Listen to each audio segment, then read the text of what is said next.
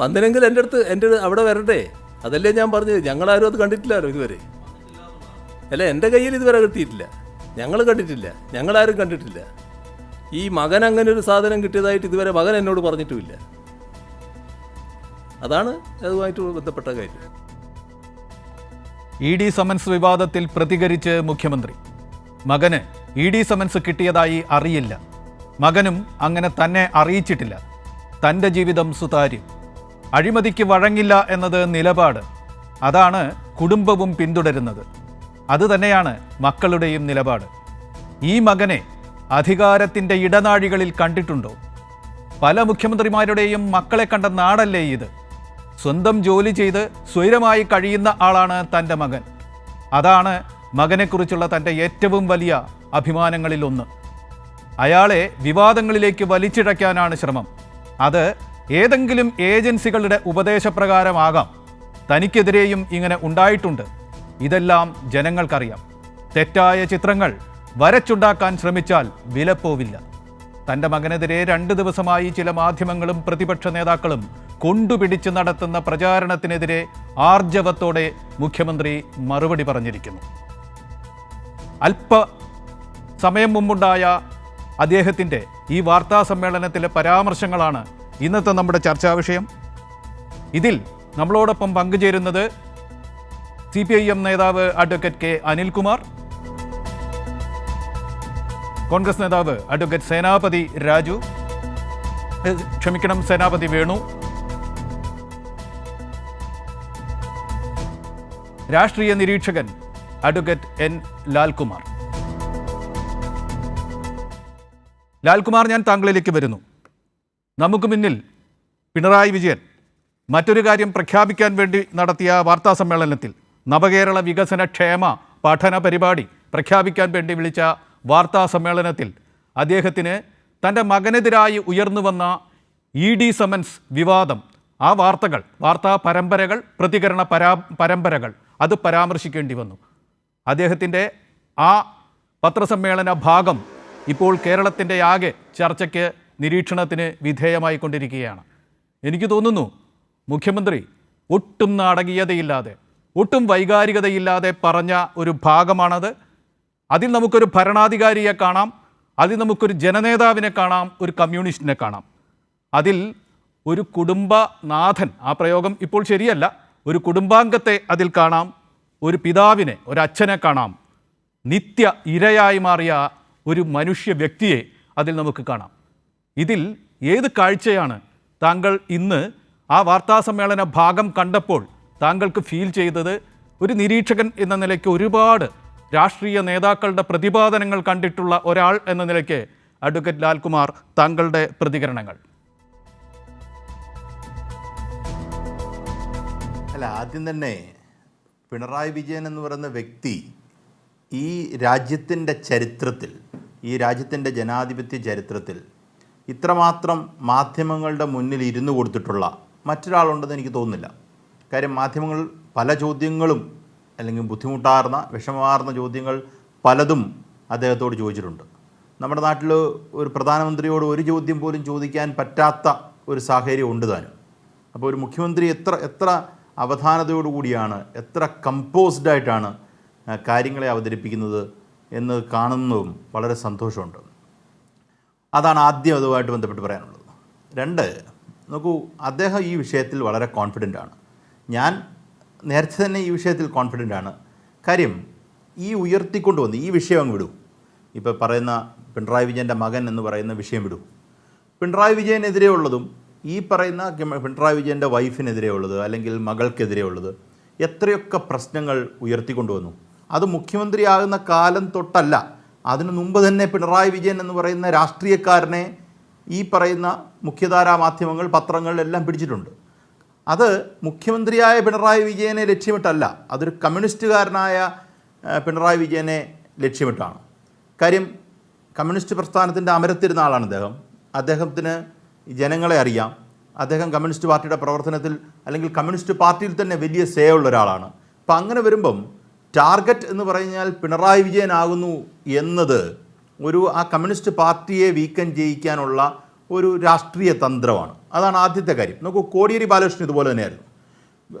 കോടിയേരി ബാലകൃഷ്ണൻ്റെ മകനെ പ്രത്യേകിച്ച് ഏറ്റവും കൂടുതൽ ആക്രമിക്കുകയും ഇപ്പം കോടിയേരി ബാലകൃഷ്ണൻ നമ്മളെ വിട്ടുപിരിഞ്ഞ ശേഷം കോടിയേരി ബാലകൃഷ്ണൻ്റെ മക്കളെല്ലാം പെട്ടെന്ന് ഈ പറയുന്ന ഏജൻസികൾക്കെല്ലാം നന്നായിട്ടുള്ള ഒരവസ്ഥയുണ്ട്. ഇന്നലെ മോശമായിരുന്നു, അല്ലെങ്കിൽ അദ്ദേഹം ഉണ്ടായിരുന്നപ്പോൾ മോശമായിരുന്നു, അത് കഴിഞ്ഞ ഉടനെ പെട്ടെന്ന് നന്നായി. ഇനി കാരണം ഇത്രേ ഉള്ളൂ, അവരുടെ ലക്ഷ്യം കോടിയേരി ബാലകൃഷ്ണനായിരുന്നു എന്നതുപോലെ തന്നെയാണ് ഇവിടെ പല കാര്യങ്ങളും നടന്നു വരുന്നത്. ഇവിടെ കൃത്യമാണ്. നോക്കൂ, അദ്ദേഹത്തിനെതിരെ വന്ന വിഷയങ്ങൾ, സ്വർണ്ണക്കടത്ത് വരുന്നു, ഒരുപാട് വിഷയങ്ങൾ നമ്മുടെ മുന്നിൽ വന്നു. അതിന് കാരണം ഞാൻ മനസ്സിലാക്കുന്നിടത്തോളം ഇവിടെ കാരണങ്ങൾ 3 തരത്തിലാണത്. ഒന്ന്, കോൺഗ്രസ്സിന് അധികാരം തിരിച്ചു പിടിക്കാനുള്ള, എങ്ങനെയും അധികാരം തിരിച്ചു പിടിക്കാനുള്ള കുതന്ത്രം. അതുകൂടാതെ BJP കേരളത്തിലേക്ക് ഇൻട്രോഡ്സ് കൊണ്ടുവരുന്നതിനൊരു ശ്രമം. BJPയെ സംബന്ധിച്ചിടത്തോളം BJPയുടെ വോട്ട് പെർസെൻറ്റേജ് വളരെയധികം കൂടി. BJPക്ക് സീറ്റ് പിടിച്ച് അധികാരം പിടിക്കാനുള്ള കാര്യം, കേന്ദ്രത്തിൽ അധികാരത്തിലിരിക്കുമ്പം ഏറ്റവും കൂടുതൽ നല്ല മെച്ചപ്പെട്ട പെർഫോമൻസ് കേരളത്തിൽ കാഴ്ചവെച്ചിട്ടില്ല എങ്കിൽ അതിൽ അധികാരം എന്നല്ല, കുറേ സീറ്റുകൾ പിടിച്ച് മുന്നോട്ട് യാത്ര, ജനാധിപത്യ യാത്ര അത് തുടങ്ങിയില്ലെങ്കിൽ അവർക്ക് വലിയ ബുദ്ധിമുട്ടുണ്ടാകുമെന്ന് അവർക്ക് കൃത്യമായിട്ടറിയാം. അത് RSSനും അറിയാം. അതിൻ്റെ ഒരു നാടകം കൂടെ ഇത് കളിക്കുന്നുണ്ട്. അല്ലാതെ ഈ പറയുന്ന ED എന്ന് പറയുന്ന ഒരു മെക്കാനിസം അത് എത്ര പേർക്ക് നോട്ടീസ് അയച്ചിട്ടുണ്ടെന്ന് അവർക്ക് തന്നെ അറിയാവുമെന്ന് എനിക്ക് സംശയമാണ്. കാര്യം അത് പലപ്പോഴും BJPയുടെ ഒരു ഘടകകക്ഷിയായിട്ടാണ് കേരളത്തിലും ഈ രാജ്യത്തും പ്രവർത്തിക്കുന്നത്. അത് പറയാൻ എനിക്ക് ഒരു മടിയില്ല. അത് ഞാൻ പല പ്രാവശ്യം എടുത്തിട്ടുള്ള ഒരു പൊസിഷനാണ്. അതിനോട് ഇൻലൈനായിട്ട് കോൺഗ്രസ് നിൽക്കുന്നു എന്നുള്ളതാണ് വിഷമകരമായിട്ടൊരു കാര്യം. ആ രാഷ്ട്രീയം കൂടെ ഞാൻ പറയാമെന്ന് വിചാരിക്കുന്നു. കോൺഗ്രസിനെ സംബന്ധിച്ചിടത്തോളം കോൺഗ്രസ് പ്രതിപക്ഷമായിരിക്കുന്ന സ്ഥലങ്ങളിലെടുത്താൽ, അവിടെ ഇപ്പം കേരളത്തിൽ അങ്ങനെയുള്ള സ്ഥലങ്ങൾ എടുത്തു കഴിഞ്ഞാൽ അവർക്ക് EDയുടെ പ്രവർത്തനം BJPയാണ് ചെയ്യുന്നതെങ്കിലും നല്ല പ്രവർത്തനമായിട്ടാണ് അവർ കണക്കാക്കുന്നത്. ഏതെങ്കിലും തരത്തിൽ EDക്ക് ഒരു തിരിച്ചടി ഉണ്ടായാൽ അത് EDയും ഈ പറയുന്ന സർക്കാരുമായിട്ടുള്ള കണ്ണായിവൻസിൻ്റെ ഭാഗമായിട്ട് വരുന്നതാണെന്നുള്ളതാണ് അവർ സ്ഥാപിക്കാൻ ശ്രമിക്കുന്നത്. VD സതീശൻ അടക്കമുള്ള ആൾക്കാർ സ്ഥാപിക്കാൻ ശ്രമിക്കുന്നത് അതാണ്. യഥാർത്ഥത്തിൽ ഈ പറയുന്ന ജനാധിപത്യ മൂല്യങ്ങളെ മൊത്തം റദ്ദ് ചെയ്തുകൊണ്ട് ആർക്ക് വേണമെങ്കിലും ആരെയും ഇല്ല, അയാളുടെ രാഷ്ട്രീയ ഭാവി, വ്യക്തിത്വം, അയാളുടെ എല്ലാ പേഴ്സണൽ ലിബർട്ടി എല്ലാം നശിപ്പിക്കുന്ന രീതിയിൽ ഇടപെടാൻ കഴിയും എന്ന് വളരെ വ്യക്തമായി EDയിൽ കൂടെ നമ്മൾ പല പ്രാവശ്യം കാണുകയും അത് സുപ്രീം കോടതി തന്നെ പലതവണ EDക്കെതിരെ നിലപാടെടുക്കുകയും ഈ പറയുന്ന ഇൻവെസ്റ്റിഗേറ്റിംഗ് ഏജൻസിക്ക് എല്ലാം എതിരെ നിലപാടെടുക്കുകയും ഈ രാജ്യം മൊത്തം ഒരുമിച്ച് നിൽക്കേണ്ട ഒരു സാഹചര്യം ഉണ്ട് EDക്കെതിരെ എന്ന്, അല്ലെങ്കിൽ ഈ ഇൻവെസ്റ്റിഗേറ്റിംഗ് ഏജൻസിക്കെതിരെ എന്ന് വ്യക്തമായി നമുക്ക് ഇന്ത്യ മുന്നണി അടക്കം ധാരണയുള്ളപ്പോൾ പോലും കേരളത്തിലേക്ക് വരുമ്പം പിണറായി വിജയനെതിരെയോ അല്ലെങ്കിൽ CPMൻ്റെ ഒരു നേതാവിനെതിരെയോ ED ഒരു നോട്ടീസ് അയക്കുകയോ എന്തെങ്കിലും ചെയ്താൽ അത് നല്ലതും, അത് ഏറ്റവും ദുഷ്പ്രവൃത്തിയാണെങ്കിൽ പോലും അതിനെ ശ്ലാഘിക്കുകയും ചെയ്യും. നോക്കൂ, തോമസ് ഐസക്കിനെതിരെയുള്ള വിവാദം നമുക്കറിയാം, ഇട്ടുകൊണ്ട് ഓടിയതാണ്. ഗവൺമെൻറ്റിൻ്റെ ഭാഗമായിരിക്കുമ്പോൾ ആ ഫംഗ്ഷൻ ചെയ്തതിന് അദ്ദേഹത്തിനെതിരെ പേഴ്സണൽ നോട്ടീസ് അയച്ച് ഏറ്റവും കൂടുതൽ ശല്യം ചെയ്യാൻ ശ്രമിച്ച ഒരു EDയാണ്. പക്ഷേ അതിലൊന്നും കോൺഗ്രസിനും കോൺഗ്രസ് പാർട്ടിക്കും ഒരു പരാതി ഇല്ലാതിരിക്കുകയും, ഒറ്റ മിനിറ്റ് ഞാൻ കൺക്ലൂഡ് ചെയ്യാം, പരാതി ഇല്ലാതിരിക്കുകയും അതേ സ്ഥാനത്ത് സോണിയാഗാന്ധിക്കും രാഹുൽ ഗാന്ധിക്കും എതിരെ ED CBI എന്ന് പറയുന്ന, ഞങ്ങളാരും അത് കണ്ടിട്ടില്ലല്ലോ ഇതുവരെ. അല്ല, എൻ്റെ കയ്യിൽ ഇതുവരെ എത്തിയിട്ടില്ല, ഞങ്ങൾ കണ്ടിട്ടില്ല. വേറെന്തോ ശബ്ദം കയറി വരുന്നുണ്ട്. PCR ശ്രദ്ധിക്കുക. സംസാരിക്കുന്നത് ഞാൻ ഓർത്ത് പെട്ടെന്ന് ഇട്ടതാന്ന് തോന്നുന്നു. അല്ല മുഖ്യമന്ത്രിയുടെ ശബ്ദമാണ് കേട്ടോ. അതെ, മുഖ്യമന്ത്രിയുടെ ശബ്ദമാണ്, അത് മനസ്സിലാവുമല്ലോ. അതെ. അപ്പം ഞാൻ ഓർത്ത് ഇതിനിടയ്ക്ക് അത് ക്ലിപ്പ് ഇട്ടാന്ന്. ഞാൻ കൺക്ലൂഡ് ചെയ്യുന്നു. സോണിയാഗാന്ധിക്കും രാഹുൽ ഗാന്ധിക്കും മറ്റാൾക്കാർക്കെതിരെ ഇത് ചെയ്യുമ്പം നമുക്കുള്ളത് അനീതിയോടുകൂടിയുള്ള പ്രവർത്തനമാണ് ED അത് നടത്തുന്നത് എന്നുള്ള ധാരണയിൽ നമ്മളതിനെതിരെ വിമർശനവുമുണ്ട് നമുക്ക്. അതേ സ്ഥാനത്ത് അത് കോൺഗ്രസിന് ഇല്ല എന്നുള്ളത് അടിസ്ഥാനപരമായി കോൺഗ്രസിൻ്റെയും ജനാധിപത്യ മൂല്യങ്ങൾ നഷ്ടപ്പെടുകയും അത് സംഘപരിവാറിനൊപ്പം ചേർന്ന് നിന്ന് CPMനെ തകർക്കാനായിട്ടുള്ളൊരു ശ്രമത്തിൻ്റെ ഭാഗമായി അവരും മാറുന്നു എന്നുള്ളതാണ് എനിക്കതിനത് പറയാനുള്ളത്. യെസ് ലാൽ, തിരിച്ചു വരാം. അനിൽകുമാർ, ഞാൻ താങ്കളിലേക്ക് വരികയാണ്. മുഖ്യമന്ത്രിയുടെ വാർത്താ സമ്മേളനം, അതിൻ്റെ ആ ഭാഗം നമ്മളെല്ലാവരും കണ്ടു കഴിഞ്ഞു, ഞാനൊന്നും ആവർത്തിക്കുന്നില്ല. പക്ഷേ അദ്ദേഹം, ഞാൻ ഇന്ന് ഈ ചർച്ചയ്ക്ക് തലക്കെട്ടായി കൊടുത്തിരിക്കുന്നത് ആർജവത്തോടെ എന്നാണ്. ഋജുത്വം, നേരെ ഉള്ള ഒരു ഭാവത്തോടു കൂടി അദ്ദേഹം സംസാരിച്ചു എന്ന് തന്നെ വിലയിരുത്തണം. താൻ ആക്രമിക്കപ്പെട്ടു, തൻ്റെ കുടുംബം ആക്രമിക്കപ്പെട്ടു, തൻ്റെ മകൻ ആക്രമിക്കപ്പെട്ടു എന്ന വൈകാരികതയല്ല, ഒരു സമചിത്തതയോടുകൂടി അദ്ദേഹം അത് പറഞ്ഞു വെച്ചു. അദ്ദേഹത്തിൻ്റെ ആ സംസാര ഭാഗത്തെ താങ്കൾ അദ്ദേഹത്തിൻ്റെ ഒരു സഖാവ് എന്ന നിലയ്ക്ക് എങ്ങനെയാണ് നോക്കിക്കണ്ടത് അനിൽകുമാർ? മുക്കാൽ നൂറ്റാണ്ടിൻ്റെ ആർജവത്തോടെ എന്ന് പറഞ്ഞതായിരിക്കും കുറെക്കൂടെ ശരി. അതൊരു കാൽ നൂറ്റാണ്ട്. ആ കാൽ നൂറ്റാണ്ടിൽ 16 കൊല്ലം CPM-ൻ്റെ സംസ്ഥാന സെക്രട്ടറി, ഏതാണ്ട് ഒരു 9.5 കൊല്ലം കേരളത്തിൻ്റെ മുഖ്യമന്ത്രി. ഇത്രയും പദവികൾ വഹിച്ചൊരു മനുഷ്യൻ എത്രത്തോളം വേട്ടയാടപ്പെടാം? ആ വീട്ടിലെ ഏറ്റവും ചെറിയ കുഞ്ഞു പോലും, ഇപ്പം നമ്മുടെ നാട്ടിൽ അദ്ദേഹത്തിൻ്റെ മടിയിലിരുന്ന് വളരുന്ന ആ കൊച്ചുമോനെ നമ്മൾ കണ്ടില്ലേ, മകളുടെ മകൻ. നമ്മൾ ഒരു കുടുംബത്തിനകത്ത് ഒരു വ്യക്തി അനുഭവിക്കുന്ന വ്യക്തിപരമായ കുടുംബജീവിതത്തിൻ്റെ വിവിധങ്ങളായ അതുമായി ബന്ധപ്പെട്ട ഓരോ ഘട്ടത്തിലും ആ മനുഷ്യനും ആ കുടുംബവും അതിലെ ഓരോ അംഗങ്ങളും അനുഭവിച്ചു പോയ യാതനാനിർഭരമായ ജീവിതം, വേട്ടയാടപ്പെട്ട ജീവിതം ഇന്ന് തിരിഞ്ഞു നോക്കുമ്പോൾ അദ്ദേഹത്തിൻ്റെ വാക്കുകൾ കേട്ടപ്പോൾ ഇവിടെ NBC പറഞ്ഞ പോലെ ഒരു പിതാവ്, കുടുംബനാഥനല്ല പിതാവ്, തൻ്റെ മകനെക്കുറിച്ച് എത്ര ആത്മവിശ്വാസത്തോടു കൂടിയാണ് പറയുന്നത്. ക്ലിഫ് ഹൗസിൽ എത്ര മുറികളുണ്ട് എന്നറിയാത്തൊരു മകൻ എനിക്കുണ്ടെന്ന് 9.5 കൊല്ലം കേരളം ഭരിച്ച ഒരു മുഖ്യമന്ത്രി പറയുക എന്ന് പറഞ്ഞാൽ അതിനപ്പുറം കേരളത്തിലൊരു മുഖ്യമന്ത്രിക്കോ ഒരു പൊതുപ്രവർത്തകനോ പറയാനാവില്ല. പക്ഷേ നമ്മൾ മനസ്സിലാക്കണം, ഈ കാലഘട്ടങ്ങളിലെല്ലാം എത്രത്തോളം വലിയ വേട്ടയാടലാണ് ആ മനുഷ്യൻ കേരളത്തിന് വേണ്ടി ഏറ്റുവാങ്ങിയത്. ഈ മിനിങ്ങാന്നാണ് മലയാള മനോരമയിൽ രാവിലെ ഇത് കണ്ടത്. കണ്ടപ്പോൾ തന്നെ ഞാൻ അത്ഭുതപ്പെട്ടു പോയി. ആ വാർത്തയിൽ അവർ പറയുന്നത് ലൈഫ് മിഷൻ പദ്ധതിക്ക് വേണ്ടി വടക്കാഞ്ചേരി ഫ്ലാറ്റിന് 20 കോടി രൂപ കേരള സർക്കാരിന് UAE റെഡ് ക്രസൻറ്റ് കൈമാറിയിരുന്നു. ഇതാണ് മനോരമയുടെ ഫ്രണ്ട് പേജിലെ വാർത്ത. ഞാൻ അപ്പോൾ തന്നെ ഒരു ഫേസ്ബുക്ക് പോസ്റ്റ് ഇട്ടിരുന്നു, കേരളത്തിന് വിദേശ പണം വാങ്ങാനാവില്ല, അപ്പോൾ വടക്കാഞ്ചേരി ഫ്ലാറ്റിന് വേണ്ടി കേരള സർക്കാർ പണം കൈപ്പറ്റിയെന്ന് നിങ്ങളുടെ മുൻപേജിൽ എഴുതിയത് തെറ്റാണ്, നിങ്ങളത് തിരുത്തണം. 2, അങ്ങനെ കേരള സർക്കാർ വാങ്ങാത്തൊരു പണത്തിന് കേരള സർക്കാരിന് വടക്കാഞ്ചേരി ഫ്ലാറ്റ് വാങ്ങിക്കാൻ ഒരു നിർമ്മിതി ഉണ്ടാക്കാനാവില്ല, ടെൻഡർ വിളിക്കാനാവില്ല, ഒരാളെ നിയോഗിക്കാനുമാവില്ല. ഇതല്ലേ ED കേസിനകത്ത് ഇപ്പോൾ എല്ലാം പൊട്ടി തകർന്ന് കിടക്കുന്നത്. ഇത് മലയാള മനോരമ പോലുള്ളൊരു പത്രത്തിൻ്റെ മുൻ പേജിൽ 20 കോടി രൂപ കേരളം കൈപ്പറ്റിയെന്ന്, കേരളത്തിന് വിദേശ സഹായം നിഷേധിച്ചുവെന്ന വസ്തുത നിലനിൽക്കുമ്പോഴാണ് കേരളം ഇത് കൈപ്പറ്റിയെന്നും അതിൽ കേരള സർക്കാർ തന്നെ കരാറുകാരനെ കണ്ടെത്തിയെന്നും മനോരമ എപ്പോൾ? ഇത് യഥാർത്ഥത്തിൽ എത്ര ബോധപൂർവമാണ് നുണയുണ്ടാക്കുന്നത്. അവിടെ അവർ ഉറച്ചു നിൽക്കുന്നില്ല. അത്തരം മാധ്യമങ്ങൾ, ആ വിഭാഗം മാധ്യമങ്ങൾ അതിൽ ഉറച്ചു നിൽക്കുന്നില്ല. അവരിപ്പോൾ ഇത് ലാവ്ലിൻ കേസിൽ കൊടുത്ത ഒരു സമൻസാണ് എന്നൊരു ടിപ്പണി സ്വന്തം വാർത്തയ്ക്ക്, മറ്റത് നിഷേധിച്ചുകൊണ്ടല്ല, ഒരു ടിപ്പണി കൊടുത്തുകൊണ്ട് വന്നിരിക്കുകയാണ്. പരസ്പര വിരുദ്ധമായ 2 ടിപ്പണികൾ ഒരു ടിപ്പണിയായിട്ട് നിലനിൽക്കില്ല.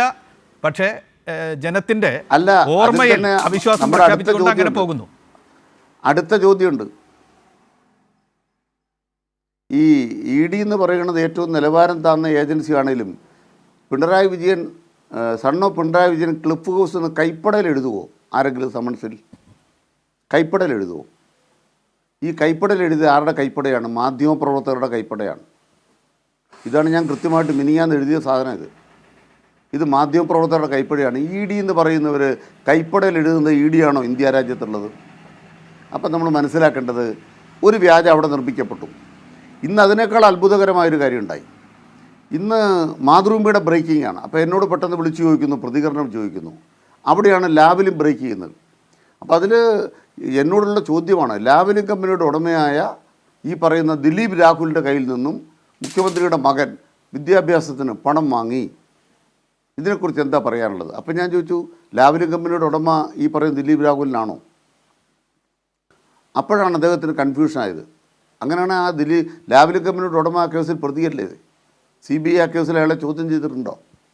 അപ്പോൾ കൺഫ്യൂഷനായി. ഉടനെ ലേഖകൻ്റെ അടുത്തേക്ക് പോയി. ലേഖകൻ പറയുന്നു, ഉടമയല്ല കേട്ടോ, ഇടനിലക്കാരനാണ്. ആ ഇടനിലക്കാരനാണെന്ന് തെളിവെന്താ? CBI ചോദിച്ചോ? ഒരു CBI 3 കോടതിയിൽ എടുത്തെറിഞ്ഞ കാര്യമാണ് ഈ പറയണമെന്നുള്ള കാര്യം ഇവരാരെങ്കിലും ചർച്ച ചെയ്യുന്നുണ്ടോ? ആ എറിഞ്ഞ സാധനത്തിന് ഇങ്ങേറ്റത്തൊരു ദിലീപ് രാഹുലൻ, എന്നോ വന്നൊരു രാഹുലൻ, ഇത് ഇന്ന് തുടങ്ങിയതല്ല, പണ്ടേ വന്ന ആളാണ് അത് വെച്ചിട്ട് വാർത്തയുണ്ടാക്കുക. അത് ED ഉണ്ടാക്കിയ വാർത്തയല്ല കേട്ടോ, അത് ED ഉണ്ടാക്കിയ വാർത്തയല്ല, ഇന്ന് പിടിച്ചു നിൽക്കാൻ വേണ്ടി മാധ്യമങ്ങൾ ഉണ്ടാക്കിയ വാർത്തയാണ്. ഈ 2 വാർത്തയ്ക്കും കോൺഗ്രസ്സുകാർ ഒരുപോലെ ഇറങ്ങിത്തിരിക്കുകയാണ്. കോൺഗ്രസ്സുകാരുടെ കാലത്താണ് CBI അന്വേഷണം നടന്നത്. ആ CBI തന്നെയാണ് പൊട്ടിപ്പൊളിഞ്ഞു പോയത് മൻമോഹൻ സിംഗിൻ്റെ കാലത്ത്. UPA സർക്കാർ ഒന്നാം UPAക്ക് കേരളത്തിലെ അല്ല ഇന്ത്യയിലെ ഇടതുപക്ഷം പിന്തുണ പ്രഖ്യാപിച്ചപ്പോൾ അതിൻ്റെ ആക്രമണം ഏറ്റുവാങ്ങി പിണറായി വിജയൻ. പിന്തുണ പിൻവലിച്ചു, പിണറായി വിജയനെ കേസ് പ്രതിയാക്കി. എന്നിട്ടോ ആ കോടതി വെറുതെ വിട്ട കേസിനകത്താണ് പച്ചക്കള്ളം. എത്ര കൊല്ലം കഴിഞ്ഞ് ഏതാ ഈ പറയുന്ന അന്നേ തന്നെ കേട്ടതായിട്ടാണ് ഈ പയ്യൻ ഒരു ഹോട്ടലിൽ പോയി ജോലി എടുക്കുന്നതിനെക്കുറിച്ച്. ഇദ്ദേഹത്തോടൊപ്പം ഹോട്ടലിൽ പോയി ജോലി എടുത്ത വേറൊരു പയ്യൻ്റെ പിതാവിൻ്റെ ഒരു ഓർമ്മക്കുറിപ്പ് ഇന്ന് ഞാൻ ഫേസ്ബുക്കിൽ കണ്ടു. എൻ്റെ മകൻ അവിടെ പോയി ബർമിംഗ്ഹാം സർവകലാശാല MBAക്ക് പഠിച്ചു. അപ്പോൾ അവിടുത്തെ രീതി അനുസരിച്ച് കുറച്ച് സമയം ജോലിക്ക് പോകും. അങ്ങനെ ഇപ്പോൾ എല്ലായിടത്തും അങ്ങനെ ചെയ്യുന്നുണ്ടല്ലോ. അങ്ങനെ ജോലിക്ക് പോയിട്ട് കിട്ടുന്ന വരുമാനം കൊണ്ട് ആ പയ്യൻ പഠിക്കുന്നു എന്നൊക്കെ ഈ മുഖ്യമന്ത്രിയുടെ മകനെക്കുറിച്ച് അന്ന് എഴുതിയത് ഇന്ന് വീണ്ടും ആരോ പോസ്റ്റ് ചെയ്ത് ഞാൻ കണ്ടു. ഞാൻ പറഞ്ഞ് മനസ്സിലാക്കേണ്ടത് കേരളത്തിലെ മാധ്യമങ്ങൾ ഏതറ്റം വരെയും പോകും, പുതിയ കഥകൾ ഉണ്ടാക്കിക്കൊണ്ടിരിക്കും. മുഖ്യമന്ത്രി ഇന്ന് പറഞ്ഞിടത്താണ് കാര്യം. ഇതുകൊണ്ട് ഇവർ നിർത്തുമോ? ഇപ്പം നാളെ രാവിലെ പത്രത്തിലെ വാർത്ത എന്തായിരിക്കും? എനിക്ക് സമൻസ് കിട്ടിയിട്ടില്ല, ഈ സമൻസിനെ കുറിച്ച് അറിയില്ല, മകൻ അങ്ങോട്ട് സമൻസ് കിട്ടിയതായിട്ട് എന്നെ അറിയിച്ചിട്ടില്ല. അപ്പോൾ പിന്നെ ആരാ പറയേണ്ടത്? മനോരമയ്ക്ക് ഈ സാധനം കൊടുത്തവർ പറയണം. പറയുമോ? പറയത്തില്ല. പിന്നെ അടുത്ത അതിൻ്റെ തുടർ ചർച്ചയാണ്. ആ ചർച്ച എങ്ങോട്ട് പോയി? ഇന്ത്യ രാജ്യത്ത് നരേന്ദ്രമോദിയെയും അമിത്ഷയെയും അവരുടെ രാഷ്ട്രീയത്തെയും ജീവൻ കൊടുത്തെതിർക്കുന്ന ഒരു പ്രസ്ഥാനത്തെയും അതിൻ്റെ ഏറ്റവും ഉജ്ജ്വലനായ നേതാവിനെയും ഭരണകർത്താവിനെയും കേരളം നടന്ന പോരാട്ടത്തെയും എല്ലാം വക്രീകരിച്ചുകൊണ്ട് ജമാഅത്തെ ഇസ്ലാമിക്കാർ പറയുകയാണ്, പിണറായി വിജയൻ ഐക്യമാണ്, പിണറായി വിജയനും RSSുമായിട്ട് കൂട്ടുകച്ചവടമാണ്, BJP ആയിട്ട് കൂട്ടുകച്ചവടം. സേനാപതിയുടെ ഒരു പ്രതികരണം കൂടി എടുത്തുകൊണ്ട് സേനാപതി വേണു, താങ്കളിലേക്ക് ഇതാ ഒരു പാതി വേവിച്ച, പാതി പോലും വെന്തിട്ടില്ല, അങ്ങനെ ഒരു വാർത്ത വന്നിരിക്കുന്നു. അതിനോട് മുഖ്യമന്ത്രി തന്നെ ഇന്ന് പ്രതികരിച്ചിരിക്കുന്നു. അതാണ് നമ്മുടെ ചർച്ചാ വിഷയമായി ഇന്ന് മാറിയിരിക്കുന്നത്. അതിൻ്റെ ചർച്ചയ്ക്കിടെ വന്നിരിക്കുന്നു കോൺഗ്രസ് ഇതെല്ലാം ഏറ്റുപിടിക്കുന്നു എന്നൊരു ഭാഗം കൂടി വന്നിട്ടുണ്ട്. താങ്കളുടെ പ്രതികരണം, മുഖ്യമന്ത്രിയുടെ ഇന്നത്തെ പരാമർശങ്ങളെക്കുറിച്ചുള്ള താങ്കളുടെ പ്രതികരണം എന്താണ്? കോൺഗ്രസ് ഇത്തരം കാര്യങ്ങൾ ഏറ്റെടുത്തുകൊണ്ട് രാഷ്ട്രീയ നിലപാടില്ലായ്മ കാണിക്കുന്നു എന്ന വിമർശത്തെക്കുറിച്ച് താങ്കളുടെ പ്രതികരണം എന്താണ്? അഡ്വക്കേറ്റ് വേണു. ഡോക്ടർ ചന്ദ്രശേഖർ, ഞാൻ വളരെ വൈകിയാണ് ഈ വാർത്ത കേട്ടത്. മുഖ്യമന്ത്രിയുടെ അല്പം മുമ്പ് നടന്നേ ഉള്ളൂ, എല്ലാവരും വൈകി തന്നെയാണ് കേട്ടിരിക്കുന്നത്. കേൾക്ക്. അപ്പൊ എന്നോട് സ്റ്റാൻലി ആദ്യം പറഞ്ഞ വിഷയം ശബരിമലയുമായിട്ട് ബന്ധപ്പെട്ടാണ് എന്നുള്ളതാണ്. ഞാൻ ഈ ചർച്ചയിൽ വരുന്നതിന്റെ വളരെ തൊട്ടു മുമ്പാണ് മുഖ്യമന്ത്രിയുടെ ഒരു പ്രതികരണം കേട്ടതും അതിനെക്കുറിച്ച് ചില ചാനലുകളിലൊക്കെ ചർച്ച നടത്തുന്നതിനെ കുറിച്ച്. ഇവിടെ ഞാൻ അഡ്വക്കേറ്റ് അനിൽകുമാറിന്റെയും എന്റെ സ്നേഹിതൻ ശ്രീ ലാൽകുമാറിന്റെയും അതിലേക്ക് വരുമ്പോൾ അങ്ങനെ പറഞ്ഞതുകൊണ്ട് ഞാനൊരു ഇത് കൊടുക്കട്ടെ. തീർച്ചയായിട്ടും അങ്ങനെ തന്നെയാണ്. ഇന്നത്തെ ഒരു വാർത്ത ശബരിമല വാർത്തകളെ കുറിച്ച് വാർത്തകളുടെ തുടർ വാർത്തകൾ ഇന്നുണ്ടായിരുന്നു. യുവമോർച്ച സെക്രട്ടേറിയറ്റ് മാർച്ച് നടത്തി.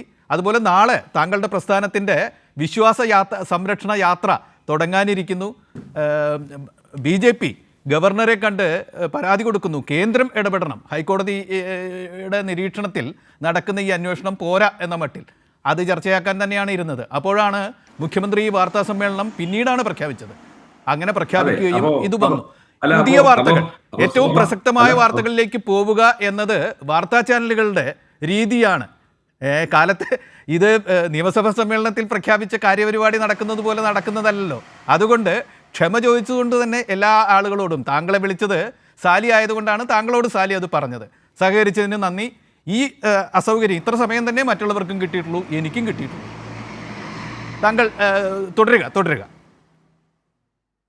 ഞാനതിനെ വിമർശിക്കുകയല്ല. കാരണം കോൺഗ്രസിന്റെ ഒരു വക്താവ് എന്ന നിലയിൽ ഞാൻ താങ്കളുടെ ഈ ചോദ്യത്തിന് മറുപടി പറയാനും അതോടൊപ്പം തന്നെ സമകാലീനമായ രാഷ്ട്രീയ വിഷയങ്ങൾ നാട്ടിൽ എന്ത് നടന്നാലും നമ്മൾ പൊതുപ്രവർത്തകർ അതിനെക്കുറിച്ച് അറിയാനും പ്രതികരിക്കാനുള്ള ബാധ്യത ഉള്ളതുകൊണ്ട് എനിക്കതിന് മറുപടി പറഞ്ഞേ പറ്റുള്ളൂ.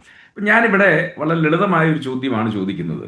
അത് മറ്റൊന്നുമല്ല, 2023 ഫെബ്രുവരി മാസം 14 assistant director ED Shri Anand PK അദ്ദേഹത്തിന്റെ കയ്യൊപ്പോട് കൂടിയ അല്ലെങ്കിൽ അദ്ദേഹത്തിന്റെ ഒഫീഷ്യൽ സീലോട് കൂടിയ ഒരു സമൻസ്, അത് Shri Vivek Kiran, son of Pinarayi Vijayan, cliff house, Thiruvananthapuram, അങ്ങനെ ഒരു സമൻസ് അയച്ചിട്ടുണ്ടോ എന്നുള്ളതാണ് ഇവിടുത്തെ ചോദ്യം. മുഖ്യമന്ത്രി വളരെ ഖണ്ഡിതമായിട്ടെന്ന് പറഞ്ഞിരിക്കുന്ന ഒരു കാര്യം, എൻ്റെ മകൻ അങ്ങനെ ഒരു സമൻസ് കിട്ടിയിട്ടില്ല, ക്ലിഫ് ഹൗസിൽ അങ്ങനെ ഒരു സമൻസ് വന്നതായിട്ടും എനിക്കറിയില്ല. അപ്പോൾ മുഖ്യമന്ത്രി പറയുന്ന കാര്യത്തെ നമുക്ക് സ്വാഭാവികമായിട്ടും മുഖവിലേക്ക് എടുക്കണമല്ലോ. മുഖ്യമന്ത്രിയുടെ ആർജവത്തെക്കുറിച്ചൊക്കെ 2 പാനലിസ്റ്റുകളിലൂടെ പറഞ്ഞു. ഞാൻ അതിനെയൊന്നും ഖണ്ഡിക്കുന്നില്ല. പക്ഷേ എൻ്റെ ഒരു ചോദ്യം, EDയുടെ വെബ്സൈറ്റിലും ഇപ്പോഴും ഈ സമൻസ് നിൽക്കുന്നു.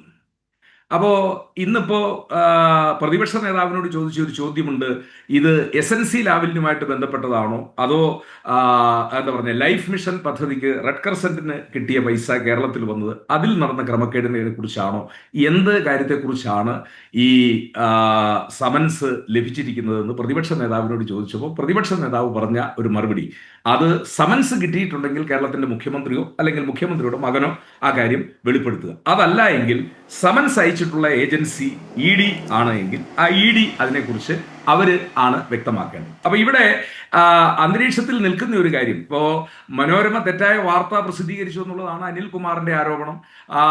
സ്വാഭാവികമായും മനോരമയെ പോലൊരു പത്രം അങ്ങനെ ഒരു തെറ്റായ വാർത്ത പ്രസിദ്ധീകരിച്ചു കഴിഞ്ഞാൽ ഡിഫാമേഷനിലേക്കൊന്നും പോകണ്ടല്ലോ. നമ്മുടെ പഴയ IPCയുടെ 153 അദ്ദേഹവും അഭിഭാഷകനാണ്, ഞങ്ങളും അഭിഭാഷകനാണ്, 2 വ്യത്യസ്ത വിഭാഗങ്ങളോ അല്ലെങ്കിൽ സമൂഹത്തിൽ കലാപം ഉണ്ടാക്കുക എന്ന ഉദ്ദേശത്തോടു കൂടി പ്രസിദ്ധീകരിച്ചിരിക്കുന്ന ഒന്നാണ് എന്ന രീതിയിൽ വളരെ പെട്ടെന്ന് തന്നെ നിയമ നടപടിയിലേക്ക് പോകാൻ കഴിയുന്ന ഒരു വാർത്തയാണ്. അപ്പോൾ ഇവിടെ EDയുടെ സമൻസ് ഉണ്ട്, ആ സമൻസ് നിലനിൽക്കുന്നു, EDയുടെ വെബ്സൈറ്റിലും ഇപ്പോഴും നിലനിൽക്കുന്നു. അപ്പൊ ഇനി മുഖ്യമന്ത്രി മറുപടി പറഞ്ഞു കഴിഞ്ഞിരിക്കുന്നു, എൻ്റെ മകനോ എനിക്കോ EDയുടെ സമൻസ് കിട്ടിയിട്ടില്ല. അപ്പോ മുഖ്യമന്ത്രിയുടെ ഭാഗം ന്യായീകരിക്കപ്പെട്ടു. ഇനി അടുത്ത മറുപടി പറയേണ്ടത് ആരാണ്? ED ആണ് പറയേണ്ടത്. EDയുടെ ഡയറക്ടർ ഞാൻ ആദ്യം പറഞ്ഞതുപോലെ PK ആനന്ദിന്റെ കയ്യൊപ്പോടുകൂടി അയച്ചിരിക്കുന്ന സമൻസ് അത് EDയുടെ വെബ്സൈറ്റിലുണ്ട്. അത് വെബ്സൈറ്റിലുണ്ടത് വ്യാജമാണോ? ഇപ്പൊ കയ്യിൽ സമൻസിന്റെ കയ്യക്ഷരം എന്താ പറയുക കോടതിയിൽ നിന്നൊക്കെ അയക്കുന്നത്, അപ്പം ഞാൻ ഫസ്റ്റ് ക്ലാസ് കോടതിയിൽ പ്രാക്ടീസ് ചെയ്യുന്ന ആളാണ്, നമ്മൾ കാണുന്നത് അവിടെ കൈ എഴുത്താണ് കാണുന്നത്. ഇപ്പൊ ഈ വളരെ ലേറ്റസ്റ്റ് ഒക്കെ ആയിട്ടാണ് ഇപ്പം എന്താ പറയുക ടൈപ്ഡും അല്ലെങ്കിൽ ഈ മെക്കനൈസ്ഡ് രൂപത്തിലുള്ള വന്നിരിക്കുന്നത്. ഇനിയിപ്പോൾ EDയുടെ സംവിധാനം എന്താണ് എന്ന് എനിക്കറിയില്ല. ഏതായാലും EDയുടെ വെബ്സൈറ്റിൽ ഇങ്ങനെ ഒരു സമൻസ് നിൽക്കുന്നു. ആ സമൻസ് എന്താ പറയുക മുഖ്യമന്ത്രിയുടെ മകനെ അഡ്രസ്സ് ചെയ്ത് അത് അയച്ചിട്ടുള്ളതാണ് എന്ന് മനോരമയിൽ ഒരു റിപ്പോർട്ട് കാണുന്നു. ആ റിപ്പോർട്ട് തെറ്റാണെങ്കിൽ മനോരമയ്ക്കെതിരെ നടപടി സ്വീകരിക്കണം, ഒരു സംശയവും വേണ്ട. അതല്ല ഞാൻ തിരിച്ചു വരാം. അനിൽകുമാർ, ലാൽകുമാർ, ഞാൻ താങ്കളിലേക്ക് വരാം. അനിൽകുമാർ, താങ്കൾ പറയേണ്ട ഒരു ഘട്ടമാണിത്.